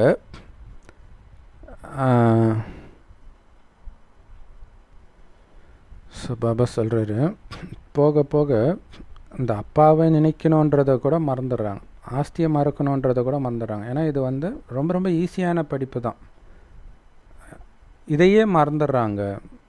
உலகத்திலே மிக ஈஸியான படிப்பு இது தான் இல்லையா? இதையே மறந்துடுறாங்க. ஸோ மனிதர்கள் உங்கள் ஞானம் மாறிட்டே இருக்குதுன்றாங்க. ஏன்னா நிறைய ஆழமான கருத்துக்கள் வருது இல்லையா? எப்போவுமே இப்போ எல்கேஜியில் படிக்கிறதையே +2ல் சொல்லி கொடுப்பாங்க. ஸோ ஆழமான விஷயங்கள் வரும். அதேமாதிரி இங்கேயும் நிறைய ஆழமான விஷயத்தை போக போக பாபா சொல்கிறார். உதாரணத்துக்கு ஆரம்பத்தில் கட்ட விரல் சைஸ் ஆத்மான்னார். ஆனால் அதுக்கப்புறம் சொல்கிறார், இல்லை அது அப்படி கிடையாது, ஆத்மா கண்ணுக்கு தெரியாத நுட்பமான ஒளிப்புள்ளின்றார். அதேமாரி ஒரு டைமில் சூக்ஷ்மோதனன்ட்டு ஒன்று கிடையவே கிடையாதுன்னு பாபா சொல்லியிருக்கிறாராம். ஏன்னா எல்லோரும் டிரான்ஸில் போகிறதுக்கு ஆசைப்படுறதுனால அதை நிறுத்துறதுக்காக. அதுக்கப்புறம் 1969 முறையில், அதாவது பாபா சரீரம் விட்ட உடனே சொல்கிறாரு, இருக்குது. அதை ஏன் அப்போ சொல்லன்னா, நீங்கள் படிப்பை விட அங்கே போகிறதுலே ஆர்வம் காட்டினீங்க, அதனால் சொன்னேன்ற. ஸோ அப்போ இது மாறி மாறி வரா மாதிரி தெரியும். ஸோ பேசுகிறது அப்பா சத்தியமானவர் ஒரு காரணத்துக்காக தான் பண்ணுறாருன்னு தெரிஞ்சால் எதுலேயும் உங்களுக்கு சந்தேகம் வராது. இப்போ கிருஷ்ணரை பொய் சொல்கிறவர்னு சொல்லுவாங்கள்ல, யுக்தியாக பண்ணுற விஷயங்கள் பொய் மாதிரி தோணும். அந்த மாதிரி பாபா கூட நமக்கு எல்லா விஷயத்தையும் வெளிப்படுத்துறது கிடையாது. ஏன்னா ஒரு சில விஷயங்களை வெளிப்படுத்தினா நம்ம அலட்சியமாக கூட இருக்கலாம். அதனால் சில விஷயங்களை, தேவையில்லாத விஷயங்களை சொல்கிறது கிடையாது. நமக்கு எது தேவை முன்னேறுவதற்கு அதை மட்டும்தான் பாபா சொல்கிறார். அதையே நாம் ஞாபகம் வச்சுக்க மாட்டோம். ஸோ பாபா தினம் தினம் புது புது விஷயங்களை சொல்லிக்கிட்டே இருக்கிறார். முதல்ல இந்த படிப்பு ரொம்ப ஈஸியாக இருந்துச்சு. அதுக்கப்புறம் பாபா கொஞ்சம் கொஞ்சமாக ஆழமான விஷயங்களை இப்போ சொல்ல ஆரம்பிக்கிறார். ஏன்னா அவர் ஞான கடல் இல்லை. எல்லாத்தையும் சொல்லி முடித்த பிறகு அவர் சொல்கிறாரு, அப்பா ஆஸ்தி இந்த ரெண்டை மட்டும் ஞாபகம் வச்சுக்கிட்டாலே போதுமானதுன்றார். இந்த விஸ்தாரங்கள் எல்லாம் மற்ற விஷயங்களை உள்ளே வரவிடாமல் இருக்கிறதுக்காக நீங்கள் சிந்தனை பண்ணணும்ல இந்த ஞானத்திலே, அதுக்காக நிறைய விஷயங்களை சொல்கிறார். ஆனாலும் கடைசியில் அப்பா ஆஸ்தி இந்த ரெண்டு மட்டும், நான் ஆத்மா அப்பா கையை பிடிச்சிட்டு சொர்க்கத்துக்கு போகிறேன், இது மட்டும் ஞாபகம் இருந்துக்கிட்டே இருக்கணும். அவ்வளோதான். இந்த போதையில் இருந்தீங்கன்னா சாப்பிடும் அந்த சாப்பாட்டு ருசி தெரியாது. இந்த போதை தான் அதிகமாக இருக்கும். அந்த அளவுக்கு இந்த போதையை அதிகப்படுத்தணும். எவ்வளோ ருசியான சாப்பாடாக இருந்தாலும் அதை விட ருசி இந்த போதை தான் கொடுக்கணும். அந்த அளவுக்கு இதிலேயே நினைவில் இருக்கணும்.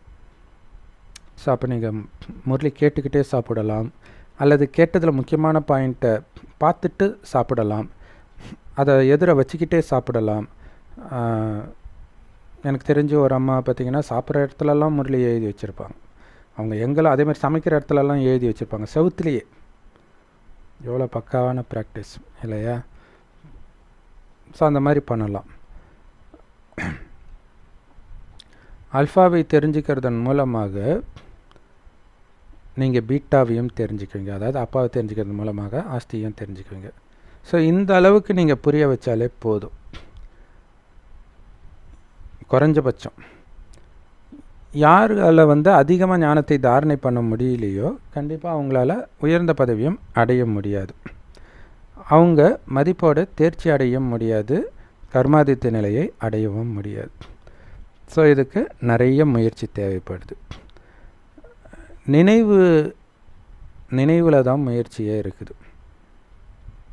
இந்த ஞானத்தை தாரணை பண்ணுறதுலேயும் முயற்சி இருக்குது. நீங்கள் எல்லோருமே ஞானத்திலையும் யோகத்திலையும் புத்திசாலி ஆகிடுவீங்க அப்படின்லாம் கிடையாது இல்லை. ரெண்டுத்துக்கும் முயற்சி. ஞானம் படிக்கிறது ஓகே, அதை தாரணை பண்ணணும் இல்லை. ரெண்டுத்துக்கும் அவ்வளோ முயற்சி இருக்குது. ஆனால் நினைவு பண்ண தான் ஆத்மா தூய்மை ஆகும். அந்த தூய்மை ஆகும்போது அதோடய விட்டுருவாங்க நிறைய பேர். ஞானத்தை போட மாட்டாங்க, ஞானத்தையும் சிந்தனை பண்ணிக்கிட்டே இருக்கணும். ஸோ யாரோ ஒரு சிலர் தான் ரெண்டுத்துலேயும் புத்திசாலியாக இருப்பாங்கன்ற. ஒரு சிலர் நிறைய பேர் ஞானத்தில் புத்திசாலியாக இருப்பாங்க, ஒரு சிலர் தான் யோகத்தில் புத்திசாலியாக இருப்பாங்க, அதுலேயும் ரொம்ப சிலர் தான் ரெண்டுத்துலேயும் புத்திசாலியாக இருப்பாங்கன்ற. ராஜ்யம் ஸ்தாபனை ஆகுது. எப்படி எல்லோரும் சாதாரண மனிதன்லேருந்து நாராயணன் ஆக முடியும்? அப்படி ஆகணுன்றது தான் இந்த கீதா பாடசாலையுடைய லட்சியம். ஆனால் எல்லாராலையும் ஆகிட முடியுமா? ஆயிட்டா அங்கே எப்படி ராஜ்யம் உருவாகும்? இதுதான் கீதா ஞானம். உங்களை தவிர யாருக்கும் இந்த கீதா ஞானத்தை கொடுக்கறது யாருன்னு கூட தெரியாது. இது சுடுகாடாக இருக்குது. இப்போ அது கப்ரிஸ்தான் ஹிந்தியில் சொல்லுவாங்க, சுடுகாட்டை. அந்த கப்ரிஸ்தான் பரிஸ்தான் ஆக போகுது, தேவதைகளின் உலகமாக போகுதுன்றார். ஸோ அங்கே போகணும்னா, அங்கே பிறவி எடுக்கணும்னா காமச்சிதையில் எரிஞ்சு சாம்பலாக நீங்கள் பார்த்தீங்களா, அதை விட்டு முதல்ல எழுந்திருச்சு ஞானச்சிதையில் உட்காருங்க. ஞானம்ன்ற நெருப்பில் உட்காந்து அந்த காமம்ன்ற குப்பையை எரிச்சிடுங்கன்ற. காமத்தில் உட்காந்தா நீங்களே எரிஞ்சு போயிடுவீங்க, ஞானத்தில் உட்காந்தா காமம் எரிஞ்சு போயிடும். ஸோ ஞானச்சிதையில் உட்காந்து பூஜாரியிலிருந்து பூஜிக்க தகுந்தவராக நீங்கள் கண்டிப்பாக ஆகணும். சயின்டிஸ்ட் ரொம்ப ரொம்ப புத்திசாலியாக ஆகிட்டு இருக்கிறாங்க இல்லையா? ரொம்ப நுட்பமாக முதல்ல பட்டன் செல் இருந்துச்சு, அப்புறம் செல்லு கொஞ்சம் பெருசாக வந்தது, இப்போ அதுவுமே சின்ன சின்னதாக வருது. ஒட்டுமொத்த உலகமும் வந்துடுச்சு. முதல்ல செல்லில் ரேடியோ, எஃப்எம் ரேடியோ இருக்கிறது ஆச்சரியமாக பார்த்தோம், ரேடியோவே வந்துடுச்சுன்ட்டு. இப்போ ரேடியோ வந்துச்சு, டிவி வந்துச்சு, உலகமே வந்துச்சு. எல்லாத்துக்கும் அதுதான். டைரியும் அதுதான், அலாரமும் அதுதான், சினிமா பார்க்குற தியேட்டரும் அதுதான், நியூஸு பார்க்குறதும் அதுதான். எல்லாமே உலகமே உங்கள் பேக்கெட்டில் வந்துடுச்சு. ஸோ நிறைய விஷயங்களை உருவாக்கிட்டே இருக்கிறாங்க. பாரதத்தை சார்ந்தவர்கள் கூட நிறைய இந்த மாதிரி திறமைகளை கற்றுக்கிட்டு பிறகு சொர்க்கத்துக்கு வந்துடுவாங்க இப்போ இந்த சங்கமயுகத்தில் கடைசியில் வருவாங்க சயின்டிஸ்ட்டு. அந்த அளவுக்கு ஞானத்தை எடுக்க மாட்டாங்க, ஆனால் கொஞ்சம் எடுப்பாங்க. அதனால் அவங்க சத்தியுகத்துக்கே வருவாங்க. எதுக்கு வருவாங்க? அவங்க தானே நமக்கு புஷ்ப விமானம் செய்யணும்.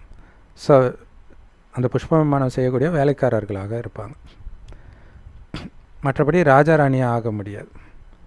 அவங்க ராஜாராணிக்கு பணிவிடை செய்பவர்கள். இன்றைக்கி அவங்க ராஜாராணி மாதிரி வாழ்ந்துட்டுருக்குறாங்க சயின்டிஸ்ட்டு. அதை தான் பாபா சொல்கிறார், இங்கே பணக்காரன் அங்கே ஏழையாக இருப்பான், இங்கே ஒன்றும் இல்லாத பிச்சைக்காரனாக இருக்கிற ஏழை தான் அங்கே ஆட்சியே செய்வோம். இதுவே நமக்கு சந்தோஷத்தை கொடுக்கும். இதை நினச்சி பார்க்கணும், அதுதான் முக்கியம். இன்றைக்கி யாரெல்லாம் பார்த்து ஆணு வாயை பழகிறோமோ அவங்கெல்லாம் அங்கே வேலைக்காரங்களாக வருவாங்க ஞானத்தை எடுத்தால், இல்லைன்னா வரவும் மாட்டாங்க.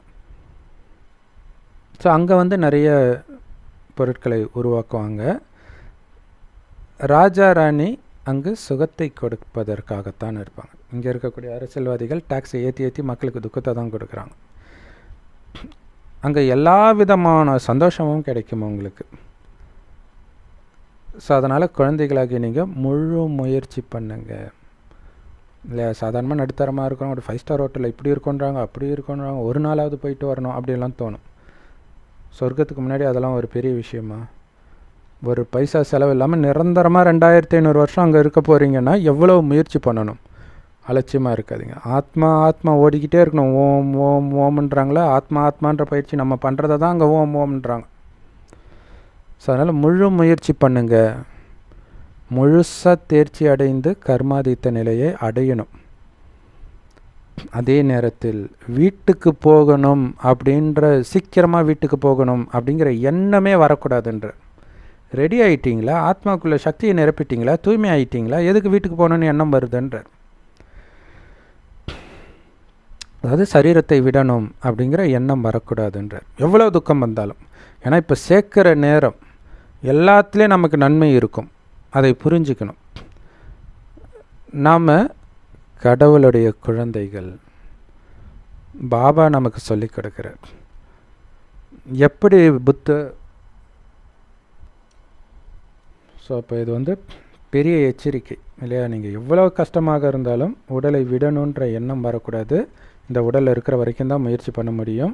இந்த உடலை விட்டு இந்த ஜென்மத்திலே உங்களுக்கு எத்தனை வயசில் ஞானம் கிடச்சிருக்குன்னு யோசிச்சு பாருங்கள். அடுத்தது எங்கே டைம் இருக்குது? உலக அழிவு கிட்ட வந்தாச்சு. இப்போ சரீரம் விட்டு எங்கே போய் முயற்சி பண்ணுவீங்க? எவ்வளோ கஷ்டம் வந்தாலும். இப்போ நீங்கள் கடவுளுடைய குழந்தையாக இருந்துக்கிட்டு எப்படி உங்களுக்கு கஷ்டம் இருக்குதுன்னு சொல்கிறீங்க? ஏன்னா உங்களுக்காகவே சூக்ஷ்மவதனன்னு ஒரு உலகத்தை படிச்சிருக்காரு, அங்கே தான் நாம் இருக்கணும். கீழே ஐயோ கஷ்டமாக இருக்குதுன்னா, லக்ஷ்மணன் கோட்டை கீழ்ச்சி வச்சுட்டாரு, கோட்டை தாண்டிட்டு கஷ்டமாக இருக்குது ராவணன் கடத்துறான்னா கோட்டுக்குள்ளே தானே இருக்க சொன்னார். சூக்ஷ்மவதனத்தில் தானே இருக்க சொன்னார், பரந்தாமத்தில் தானே இருக்க சொன்னார், உடல்ன்றதே மறக்க தானே சொன்னார். பாபா நமக்கு கடவுளுடைய குழந்தையாக இருக்கிற பாக்கியத்தை விட்டுட்டு போகணும்னு நினச்சா நம்மள மாதிரி முட்டாள் யாரும் கிடையாது. 5000 வருஷத்துக்கு ஒரே தடவை கிடைக்கிற இந்த பாக்கியத்தை விடணும்னு எந்த முட்டாளாவது நினைப்பானா? அதான் பாபா எப்போ உலகம் அழிவுனா பாபா கேட்குறாரு, நான் இருக்கிறது பிடிக்கலையா உங்களுக்குன்னு கேட்குறாரு. உலக அழிவுனா என்ன அர்த்தம்? பாபா போயிடுவாருன்னு அர்த்தம்.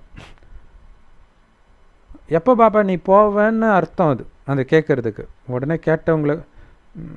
கேட்டவங்கள அப்போ தான் அவங்களுடைய குற்றமே அவங்களுக்கு புரியுது. ஸோ கடவுள் இங்கே நடத்துகிறார். இந்த போதையில் இருந்தால் கேட்போமா யாராவது? எப்படி புத்த மதத்தினரும் கிறிஸ்தவ மதத்தினரும் மிஷன் வச்சுருக்கிறாங்க அவங்க மதத்தை பரப்புறதுக்கு, அதே மாதிரி மனிதனை தேவதையாக்கக்கூடிய ஈஸ்வரிய மிஷன் இது. இன்னும் எத்தனை பேரை உருவாக்கிட்டீங்க, அதுக்குள்ளே நீங்கள் எப்போ உலகம் அழியும்னு கேட்குறீங்க? கிறிஸ்தவர்கள் எவ்வளோ வெறித்தனமாக இருக்கிறாங்க. அவங்கள கண்ணாப்பின்னான்னு திட்டுவாங்க. நோட்டீஸ் கொடுக்கும்போது வயசான அம்மாலாம் நோட்டீஸ் கொடுக்கும், அவங்க பாட்டுக்கு அமைதியாக போவாங்க. அந்த சகிப்புத்தன்மை இருக்குது நம்மளுங்க. அங்கெல்லாம் கொடுக்காத, அதுங்களாம் கேட்கவே கேட்காதுங்க. இப்படி சொல்லிட்டு இருந்தால் நம்ம எப்படி தேவதைன்னு சொல்லிக்க முடியும்? கிருஷ்ணர் கிறிஸ்தவர் அந்த வார்த்தையே ஒரே மாதிரியாக இருக்குது. ஏன்னா 2 பேருக்கும் கொடுக்கல் வாங்கலின் ஆழமான தொடர்பு இருக்குது. கிருஷ்ணருடைய ராஜ்யம் கிறிஸ்தவுக்கு போகுது, கிறிஸ்தவருடைய ராஜ்யம் மீண்டும் கிருஷ்ணருக்கு வருது. ஸோ அதனால் பாபா சொல்கிறாரு, உங்களுக்கு உதவி செய்தவர்களுடைய மொழியை பயன்படுத்துறதை நிறுத்துறதே ஒரு நிந்தனை தான்றார், அவங்கள அவமானப்படுத்துறதுன்றார். ஸோ கிறிஸ்தவர்கள் நமக்கு நிறைய உதவிகளும் செஞ்சுருக்கிறாங்க இல்லையா. அந்த பஞ்சம்லாம் வரும்பொழுது அமெரிக்காவிலேருந்து பால் பாக்கெட்லாம் போடுவாங்களாம், அப்போ தான் நிறைய பேர் மதம் மாறினதெல்லாம்.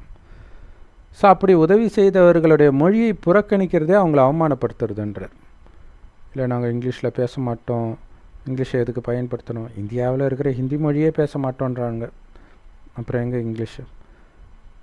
ஸோ பாபா சொல்கிறார், அவங்க லேட்டாக வந்தவங்க, அதனால் நாம் அனுபவிக்கிற அளவுக்கு அவங்க சுகத்தையும் அனுபவிக்கிறது கிடையாது, நாம் அனுபவிக்கிற அளவுக்கு அவங்க துக்கத்தையும் அனுபவிக்கிறது கிடையாது. அதாவது நம்ம அளவுக்கு அவங்க பாவமும் செய்கிறது கிடையாது. எல்லா கண்டுபிடிப்புகளையும் அவங்க தான் உருவாக்குறாங்க. அதே மாதிரி இங்கே உருவாக்க என்ன தான் முயற்சி பண்ணாலும் அதே மாதிரி துல்லியமாக உருவாக்க முடியறது கிடையாது. ஸோ அது க்ளீனாக தெரியும். ஒரு ஒரு விஷயமும் வெளிநாட்டுக்கும் வெளிநாட்டு பொருளுக்கும் இங்கே இருக்க பொருளுக்கும் ரொம்ப வித்தியாசம் தெரியும். வெளிநாட்டிலிருந்து வரக்கூடிய பொருட்கள் அவ்வளோ முதல் தரமானதாக இருக்குது, ஏன்னா நேர்மையோடு தயாரிக்கிறாங்க. இங்கே சுயநலத்தோடு தயாரிக்கிறாங்க. அதிக லாபத்தை எப்படி பார்க்கலாம், காப்பி இல்லையா. இதுவே கூட சொல்லுவாங்க, ஃபோனு கூட அதே மாதிரி ஏதோ ஹைப்ரிட் ஃபோனுன்னுவாங்க, அப்படியே அதே மாதிரியே இருக்கும், ஆனால் டூப்ளிகேட். இங்கே அளவற்ற துக்கம் இருக்குது. எல்லாருடைய துக்கத்தையும் எந்த மனிதனாலையும் நீக்க முடியாது, ஒரு தந்தையை தவிர யாராலையும் நீக்க முடியாது. நீங்கள் என்ன தான் அமைதி மாநாடுகள் நிறைய உலகம் ஃபுல்லாக நடத்தினா கூட மக்கள் அலைஞ்சிக்கிட்டே தான் இருக்க போகிறாங்க, சாப்பாட்டுக்கு வழி இல்லாமல் கஷ்டப்பட தான் போகிறாங்க, யுத்தங்கள் அதிகமாகிட்டே தான் இருக்க போகுது, பஞ்சம் அதிகமாகிட்டே தான் இருக்க போகுது, இயற்கை சீற்றம் அதிகமாகிட்டே தான் இருக்க போகுது. அதனால் அது மனிதனால் முடியாத காரியம். ஸோ தாய்மார்கள் அனுபவிக்கிற கஷ்டம் மட்டும் கிடையாது, இங்கே பலவிதமான துன்பங்கள் இருக்குது. முழு உலகத்திலேயும் சண்டை சச்சரவு தான் எங்கே பார்த்தாலும் இருக்குது. ஒரு பைசாவுக்கு பிரயோஜனம் இல்லாத விஷயத்துக்கெல்லாம் சண்டை போட்டுட்ருக்கிறாங்க. சொர்க்கத்தில் துக்கத்தின் பேர் அடையாளமே இருக்காது. ஸோ இதெல்லாம் நீங்கள் கணக்கு பாருங்கள். யுத்தம் எப்போ வேண்டுமானாலும் தொடங்கிடலாம். முதலாக ராவணன் எப்போ பாரதத்துக்கு வந்தானோ அப்போ பாரதத்தில் தான் சண்டை ஸ்டார்ட் ஆகுது. தங்களுக்குள்ளே அடிச்சிக்க ஆரம்பித்தாங்க, பிரிய ஆரம்பித்தாங்க. ஸோ அப்போ தான் ஒன்றாக இருந்த பாரதம் துண்டு துண்டாக ஆகுது. ஆனால் வரலாறுக்கு அது தெரியாது. துண்டு துண்டாக இருந்ததை பிரிட்டிஷ்காரன் இணைச்சிட்டு போயிட்டான்னு சொல்லிட்டாங்க. அப்படி துண்டு துண்டாக இருந்தால் இந்தியா ஃபுல்லாக ஒரே மதம் இருக்குமா, அதை கூட யோசிக்க மாட்டுறாங்க. ஸோ அதுக்கப்புறம் துண்டு துண்டாக ஆன பிறகு தான் வெளிநாட்டுக்காரங்களுக்கு வசதியாக போச்சு கொஞ்சம் கொஞ்சமாக பிடிக்கிறதுக்கு. ஆரம்பத்துலலாம் ஒன்றும் பிரிட்டிஷ் இங்கே கிடையாது. நடுவில் தான் வந்து லஞ்சம் கொடுத்து ராஜ்யத்தை அடைஞ்சாங்கன்றாங்க இல்லையா. பக்கத்தில் அது பிஸ்னஸ் பண்ண தானே வந்தாங்க. அப்போ லஞ்சம் கொடுத்து அவங்க பிஸ்னஸ்க்கு வசதியாக்கி அதுக்கப்புறம் இவனுக்கு ஏன் கொடுக்கணும், மொத்தமாகவே இதை பிடிச்சிடலான்ட்டு பிடிக்க ஆரம்பித்தாங்க. ஸோ நீங்கள் வரலாறில் படிப்பதற்கும் உண்மைக்கும் இரவு பகலுக்கான வித்தியாசம் இருக்குது. புதுசாக வர யாராலையும் இதை புரிஞ்சிக்க முடியாது, இந்த ஞானத்தை. அவ்வளோ புத்தம் புதிய ஞானம். பிறகு இந்த ஞானம் மறைஞ்சிடுது. அதேமாதிரி சொர்க்கத்துக்கும் இப்போ இருக்கிறதுக்குமே இரவு பகலுக்கான வித்தியாசம் இருக்குது. பாபா இந்த ஞானத்தை கொடுக்கிறார், பிறகு அந்த ஞானம் மறைஞ்சிடுது. இந்த ஒரே ஒரு படிப்பை ஒரே ஒரு பாபா கிட்டேருந்து ஒரே ஒரு தடவை தான் நம்ம அடையிறோம். ஆனால் இந்த ஒரு படிப்பு தான் உங்களுடைய தலைவிதியை மாற்றி 5000 வருடத்துக்கு தேவையான அத்தனையும் ஆத்மாவுக்குள்ளே நிரப்புதுன்னா எப்படி இருக்கணும் இந்த படிப்பை. அந்த பைபிளில் வந்து தலை மேலே சுமந்துட்டு திரிவாங்க கடவுளுடைய கட்டளையை ஒரு பெட்டியில். ஸோ அப்போ தலை மேலே சுமந்துட்டு திரியணும் இந்த ஞானத்தைன்னு அர்த்தம். அப்படின்னு அர்த்தம் இதையே சிந்தனை பண்ணிக்கிட்டு இருக்கணும் எப்போவுமே. இது தாரணை பண்ணுறது மட்டும்தான் உங்களுக்கு கவலை, வேறு எதுவுமே கவலையாக இருக்கக்கூடாது. இன்னும் போக போக நீங்கள் என்னவா ஆக போகிறீங்கன்ற காட்சி எல்லாம் உங்களுக்கு கிடைக்க ஆரம்பிச்சிடும். ஆனால் அப்போ உங்களால் என்ன பண்ண முடியும்? காட்சி காய்ச்ச பிறகு அழதான் முடியும். ஐயையோ அலட்சியமாக இருந்துட்டேனே, தேவையில்லாத விஷயத்திலெல்லாம் வீண் விஷயங்களெல்லாம் புத்தியில் போட்டுட்டு ஞானம், சேவை, யோகம் இதை பண்ணாமல் வீணாக்கிட்டேனே அப்படின்னு தோணும். அப்போ உங்களால் முன்னேறவே முடியாது. அதையே நினச்சி வருந்துவீங்க. ஏன்னா ரிசல்ட் அறிவித்த பிறகு மாற்ற வேண்டியது தான் மிச்சம் இல்லையா? +2 ரிசல்ட் வந்துடுச்சு, அதுக்கப்புறமா படிப்பீங்க. அது கூட நீங்கள் அடுத்த தடவை மறுபடியும் எக்ஸாம் எழுதலான்னு வச்சுக்கோங்க. இங்கே ஒரே தடவை தான் முடிஞ்சு போச்சு. அப்போ அழுகிற சத்தம்தான் கேட்கும். அதுக்கப்புறம் அவ்வளோதான், ரிசல்ட்டு தெரிஞ்சிடுச்சு, புது உலகத்துக்கு போயிடுவீங்க, எல்லாத்தையும் மறந்துடுவீங்க, அந்தந்த பதவியில் போய் உட்காருவீங்க. ஸோ நாலாபுறமும் பாபாவுடைய சத்தம் கேட்கணுன்றதுக்காக நாம் இப்போ முயற்சி பண்ணுறோம். பிறகு மனிதர்கள் தானாகவே சென்டருக்கு ஓடி வர காலம் நடக்கும்ன்றார். கடவுள் வந்துட்டாருன்னு ஃபுல்லாக தெரிஞ்சோடனே எல்லாம் ஓடி வருவாங்களாம். ஞானத்துடைய கொஞ்சமாவது எடுக்கணும், கடவுள் வந்துட்டு போயிட்டாரா, ஐயோ அந்த ஞானத்தில் கொஞ்சம் இருந்தாலாவது கொடுங்கன்ட்டு வருவாங்க. ஆனால் லேட் ஆக டூ லேட் ஆகிடும். அவங்களால எதையுமே சேமிக்க முடியாமல் போயிடும். காசு தேவைப்படாது, இந்த பேட்ஜ் போதும் அவங்களுக்கு புரிய வைக்கிறதுக்குன்றார். ஏன்னா உங்களை தேடி இப்போ நம்ம ஸ்டாலு போடுறோம், மண்டபம் பிடிச்சி வைக்கிறோம், இதுக்கெல்லாம் காசு தேவைப்படுது இல்லையா? அங்கே உங்களை தேடி வருவாங்கன்றார். நீங்கள் ஜஸ்ட்டு இந்த பேட்ஜ் வச்சு புரிய வச்சா போதும். இந்த பிரம்மா தான் கீழே உட்காந்துட்ருக்கார்ல, இவர் தான் நடுவில் நின்றுட்டுருக்கிற விஷ்ணுவாக மாறுறார். ஒரு வினாடி தான். அந்த விஷ்ணு 5000 வருடம் கழிச்சு மீண்டும் இந்த பிரம்மாவாக மாறுறார். இதுதான் காலச்சக்கரன்னு புரிய வைங்க. ஏன்னா அனைத்து வேத சாஸ்திரங்களுடைய சாரம் இந்த பேட்சில் இருக்குதுன்ற. எல்லா வேதமும் அது தானே. ராமாயணம் என்ன, ராஜ்யம், ராஜ்யத்தை விட்டு துரத்துறாங்க, மீண்டும் ராஜ்யத்தை அடையிறாங்க. மகாபாரதமும் அதுதான், பைபிள் குரானும் அதுதான். ஆதாம் ஏவாளை துரத்துறாங்க, மீண்டும் சொர்க்கத்துக்கு போகிறதுக்காக நம்ம முயற்சி பண்ணுறோம். அதனால தான் பாபா இந்த பேட்ஜோடைய மகிமை பாடுறார். ஸோ இன்னும் போக போக இந்த பேட்ஜை எல்லோரும் கண்ணில் ஒத்திப்பாங்கன்றார். அந்த மாதிரி நேரம் வரும்ன்றார். ஏன்னா இதில் மன்மனாபவ மகாமந்திரம் இருக்குது. என்னை நினைவு செய்யுங்கள், இந்த மாதிரி ஆயிடுவீங்க. ஏன்னா மேலே மும்மூர்த்திகள் அந்த பேட்ஜு, மேலே சிவபாபா இருப்பார்ல, அவரை நினைவு செய்து இந்த மாதிரி நீங்கள் ஆகிடுவீங்க, லக்ஷ்மி நாராயணன் ஆகிடுவீங்க அப்படிங்கிறது அந்த பேட்ஜில் இருக்குது. இந்த மகாவிஷ்ணு தான் 84 பிறவிகள் எடுக்கிறார். ஒரே ஒரு தந்தை மட்டும்தான் மறுஜென்மத்திலே வராதவர். நல்லது. செம்ம பவர்ஃபுல் முரளி கொடுத்த பவர்ஃபுல்லான அன்பான பாபாவுக்கு அன்பு நினைவுகள் மற்றும் காலை வணக்கம். கர்மாதீத்த நிலையை நீங்கள் அடையணும். அதற்கு ஞானத்தை தாரணை பண்ணுறதுக்கும் நினைவு செய்கிறதுக்கும் முயற்சி பண்ணிக்கிட்டே இருந்தால் தான் கர்மாதீத்த நிலையை அடைய முடியும். முழு ஞானத்தையும் நீங்கள் தாரணை பண்ணணும். ஞான கடலுடைய அனைத்து ஞானத்தையும் உங்களுடையதாக கிரகிச்சிக்கணும். ஒரு நொடி கூட வீணாக்கக்கூடாது. ஒரு முரளியை குறைஞ்சது 13 தடவையாவது படித்தால்தான் ஃபுல்லாக தாரணை ஆகுன்ற.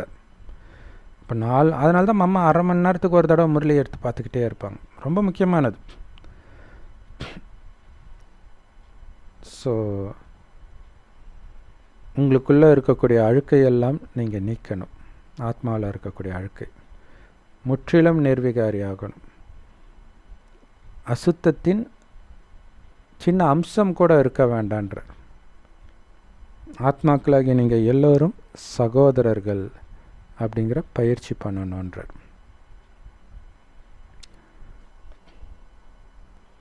செம பவர்ஃபுல்லான வர்தனம்.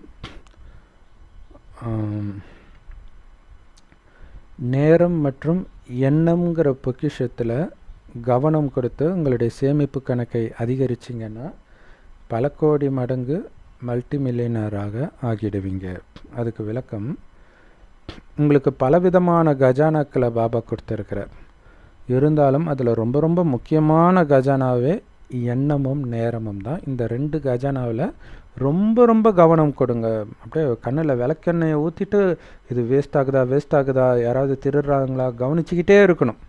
வீண் எண்ணம் திருடும், வெளி விஷயம் திருடும், எதிர்மறை எண்ணம் திருடும், விகார எண்ணம் திருடும், மற்றவர்கள் திருடுவாங்க, கவனம் கொடுத்துக்கிட்டே இருக்கணும். பாபா மட்டும் நினச்சிட்டு இருக்கிறேன், நான் வண்டி போய்கிட்டே இருக்குதா சொர்க்கத்தை நோக்கி, கவனம் கொடுத்துக்கிட்டே இருக்கணும். ஸோ ஒவ்வொரு நொடியிலும் என்னுடைய எண்ணங்கள் உயர்ந்த எண்ணங்களாக உருவாக்கிக்கிட்டே இருக்கணும், சுத்தமான எண்ணங்களாக உருவாக்கிக்கிட்டே இருக்கணும். அப்போ தான் உங்களுடைய சேமிப்பு கணக்கும் அதிகமாகிட்டே இருக்கும்.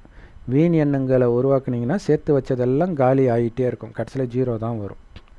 ஸோ அதனால தான் பாபா சொல்லுவார், சைட் சீனெல்லாம் பார்க்காதீங்க, நீங்கள் மலை ஏறணும், இலக்கு அந்த நாராயணன் பதவி மட்டும்தான் உங்கள் கண்ணுக்கு தெரியும். இப்படி கீழே இப்படி சைடில் இவங்க என்ன பண்ணுறாங்க அவங்க என்ன பண்ணுறாங்கன்னு பார்த்தீங்கன்னா உங்கள் அக்கௌண்ட்டு 0 ஆகிடும்ன்ற. ஸோ இந்த நேரத்தில் நீங்கள் ஒரு பைசா சேர்த்திங்கன்னா அது பல கோடி மடங்காக அங்கே உங்களுக்கு திருப்பி கொடுக்கப்படுது.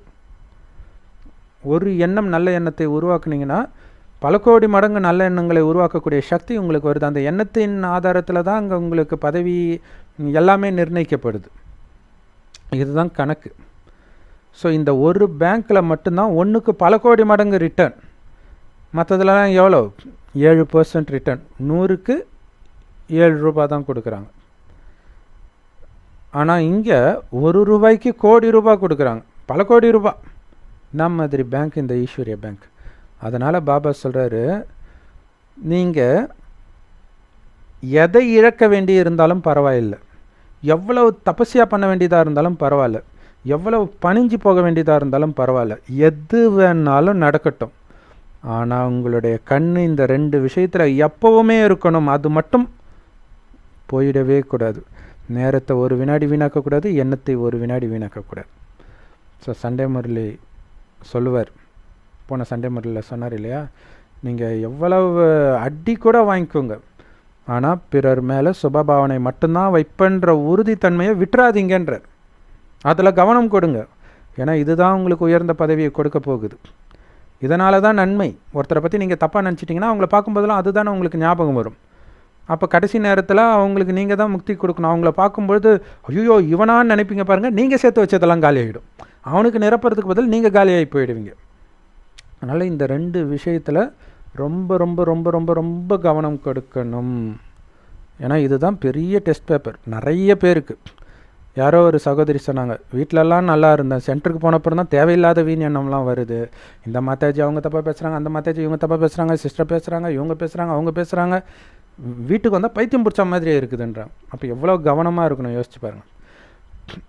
ஸோ அதனாலே நிறைய பேர் என்ன முரளி முடித்தவொடனே டக்குன்னு அந்த வரதானம் ஸ்லோகன் வரும்போதே எஸ்கேப் ஆகிடுவாங்க. அந்த மாதிரி சென்டராக இருந்துச்சுன்னா அவங்க டக்குன்னு வந்துடுவாங்க. ஸோ அவங்க புத்திசாலிங்கன்றது அதுக்கப்புறம் அனுபவப்பட்ட பிறகு தான் தெரியும். ஸோ அதனால் இந்த 2 விஷயத்தில் கவனம் கொடுங்க. நமக்கும் பாபாவுக்கும் தான் கணக்கு, கூட இருக்கிறவங்களுக்கு கிடையாது. கூடி கும்மி அடிக்கிறதுக்கு நாம் அங்கே போகலை. சேவை ஒன்றா செய்கிறோம். அந்த சேவை செய்யும் பொழுதும் பாபா நினைவு, பாபா ஞானம் பற்றி மட்டும்தான் பேசணும். இல்லாட்டினா பேசாதீங்க, அமைதியாக இருக்கிறது நல்லது. ஏன்னா ஒரு மற்றவங்க சொல்கிறதெல்லாம் இந்த காதில் வாங்கி அந்த அப்படியா அப்படியா அப்படியா அப்படியே செவடங்காதில் ஊதின சங்கு மாதிரி இந்த காதில் வாங்கி டக்கு டக்குன்னு அந்த காதில் விட்டுடணும். உள்ளே போச்சு அவ்வளோதான், மென்டல் ஆகிடுவீங்க. ஏன்னா கோடீஸ்வரன் ஆகிறத இழக்க வைக்கிறதுக்கு, திருறதுக்கு, பிச்சைக்காரன் ஆக்கிறதுக்கு தான் எல்லாரும் வராங்கன்ற எச்சரிக்கை உணர்வோடு இருக்கணும். அது எப்போ இருக்கும்? பாபாவை மட்டும் துணையாக வைத்தால். மனிதனை பிடிச்சிங்கன்னா ஏமாந்து போயிடுவீங்க. ஸ்லோகன், உங்களுடைய மனதின் சக்தியினால் சேவை செஞ்சீங்கன்னா பல கோடி மடங்கு பரிசை நீங்கள் அடைவீங்க. ஏன்னா சேவை முக்கியம். அதுலேயே பயங்கர சக்திசாலியான சேவை மனதால் செய்கிற சேவை தான். இப்போ படுத்த படுக்கையாக இருக்கக்கூடிய தாய்மார்களுக்கெல்லாம் மிகப்பெரிய லாட்ரி சீட்டு. ஏன்னா அவங்க வேலையே நினைவு பண்ணுறது மட்டும்தான். அதை யாருமே தடுக்க முடியாது. இல்லை நிறைய இடங்களில் வந்து திருமணமானவர்களை கணவன் சென்டருக்கு போகக்கூடாது, முரளி கேட்கக்கூடாது எல்லாம் சொல்லுவோம். நினைக்கிறத எப்படி தடுக்க முடியும்? நினச்சிக்கிட்டே இருக்கணும், முரளியும் கேட்கணும். அது ரொம்ப முக்கியம். முரளி தான் இப்போ வீடு தேடி வருது இல்லையா? ஸோ அப்போ 2த்தையும் பண்ணிக்கிட்டே இருந்தீங்கன்னா, சுபமான எண்ணத்தை மட்டும் உருவாக்கிக்கிட்டே இருந்தீங்கன்னா பல கோடி மடங்கு பரிசு உங்களை தேடி வரும். ஓம் சாந்தி. Love you Bap Dada. Thank you Bap Dada. குஷி குஷியாக இருங்க, குளிர்ச்சியாக இருங்க. பாபா சொல்ல அதுதான் பாபா இந்த முரளியில முக்கியமா சொல்ல வர்றது, சரீரத்தை பார்க்காமல் ஆத்மாவை பாருங்கள். இந்த ஆத்ம உணர்வு தான் இந்த சங்கம யுகத்தோட உயர்ந்த குறிக்கோள். அதே மாதிரி நாம எப்ப பாபாவோட வீட்டிற்கு போவோம் அப்படின்னா இந்த தூய்மையற்ற தன்மை அப்படிங்கிறது துளியளவும் இருக்கக்கூடாது. சம்பூர்ண தூய்மை அடையணும். அப்பொழுதுதான் நம்ம எல்லாருமே வீடு போக முடியும். அனைத்து ஞானமும் கொடுத்த பிறகு, அதாவது பாபா ஞான கடலா இருக்காரு. அவற்றிருந்து வாங்கி வாங்கி நாம எப்ப நிரம்பி விடுவோமோ அப்போது அவரும் அந்த ஞானத்தை கொடுக்கணும் அப்படிங்கிற அந்த சமஸ்காரத்துல இருந்து அமைதியாகி நம்மள பாக்குறாரு. சிவபகவான் இந்த உலகத்துல இருக்கிற அனைத்து ஆத்மாக்களுக்கும் ஒரே தந்தை, ஒரே பரமபிதா. ஆனா அப்படி புரிஞ்சுக்கிறதுல கூட நமக்கு வரிசை கிரமம் வருது. அந்த ஆத்மா அபிமானி நிலையை அடைவதுல கூட நமக்கு நேரம் பிடிக்குதுன்னு சொல்றாரு. அதனால சகோதர சகோதரர் பார்வை, இந்த ஆத்மீக பார்வை தான் உங்களோட உயர்ந்த இலக்கா இருக்கணும். இந்த மாதிரி ஆத்மா ஞானம் எடுப்பவர்களால மட்டுமே இந்த சேவையை கூட கரெக்டா செய்ய முடியும்னு சொல்றாருங்கிறத. அதே மாதிரி பரந்தாமத்துல நமக்கு ஞானம் இருக்காது. ஞானத்தினால பெற்ற குணங்களின் சமஸ்காரத்தை மட்டும்தான் ஒவ்வொரு ஆத்மாவும் எடுத்துட்டு போகுது. ஞானத்துல அமைதி இருக்குது. ஆனா இந்த அறிவியல் பிரச்சனையில் தான் என்னைக்குமே கொண்டு போய் விடுது. அந்த அறிவியல் என்னைக்குமே பகட்டானது, ஆடம்பரமானது. ஆனா அதனால எந்த பயனுமே இல்லை. அதனால நீங்க இந்த அமைதியிலேயே ஞானத்திலேயே இருக்க பழகணும் அப்படின்னு சொல்றாரு. அப்புறம் 16 கலைகள் இருக்கும்போது ஆத்மாவின் தன்மை என்னவா இருக்கும், சொர்க்கத்தின் தேவதைகளின் குணங்கள் சொல்றாரு இன்னத்தது முரளியில. அதனால இதெல்லாம் புரிஞ்சுக்கிட்டு ஞானம் யோகம் இரண்டிலுமே முயற்சி உங்களுக்கு ரொம்ப தேவைப்படுது. அதற்கான கடின உழைப்பு தேவை. ராஜ்ய பாக்கியத்திற்கான பதவிக்கான படிப்பு தான் இது. எவ்வளவு நீங்க இதுல கடினமா உழைக்கிறீங்களோ அதுல அந்த அளவுக்கு உயர்வான பதவியை நீங்க அடைய முடியும். இப்போ இந்த காலத்துல இருக்கிற அறிவியல் ஆராய்ச்சிகள் கூட இந்த அறிவியலோட புத்திசாலித்தனம் எல்லாம் சத்தியுகத்திற்கு பயன்படுவதற்காகத்தான். அதனால நாம அந்த அறிவியல் அந்த ஆடம்பரத்து பின்னாடி போகக்கூடாது அப்படின்னு சொல்றாரு. தாரணையில என்ன சொல்றாருன்னா, நினைவிற்கான உழைப்பு, ஞானத்தின் தாரணை மூலம் கர்மாதீத நிலையை நீங்கள் அடைய முயற்சி செய்ய வேண்டும். இந்த நினைவு பண்றதுல உழைப்பு அதிகமா தேவை. இந்த ஞானத்தை படிக்கிறதுல மட்டும் இல்லாத தாரணை நீங்க செய்யணும். அந்த தாரணை மூலமா தான் உங்களுடைய கர்மாதீத நிலை சீக்கிரமா நடக்கும் அப்படின்னு சொல்றாரு. ஆத்மாவில் படிந்திருக்கக்கூடிய துருவை நீக்கி சம்பூர்ண தூய்மை, அதாவது விகாரமற்ற நிலைக்கு நீங்க தயாரானவர்களாக இருக்க வேண்டும். அதற்கு சகோதர சகோதரன் பார்வை ஆத்மீக பார்வை ரொம்ப முக்கியம்னு சொல்றாரு. அதற்கு ஒவ்வொன்றிலும் சமயம் சங்கல்பம் இதை வீணா அது எதுலாம் வீண் பண்றோம் அதை கண்டிப்பா பார்த்து அதை கவனம் செலுத்தி அந்த சேமிப்பு கணக்கை நம்ம பல மடங்கு ஆக்கணும் அப்படின்னு சொல்றாரு. இதற்கெல்லாம் நம்மளுக்கு மனோபலம் ரொம்ப முக்கியம். இந்த மனோபலத்தினால் சேவை செய்வதன் மூலம் நமக்கு அதிகமான பலன் கிடைக்கும் அப்படின்னு பாபா சொல்றாங்க. ஓம் சாந்தி சிஸ்டர். தேங்க்யூ. ஓம் சாந்தி பிரதர்.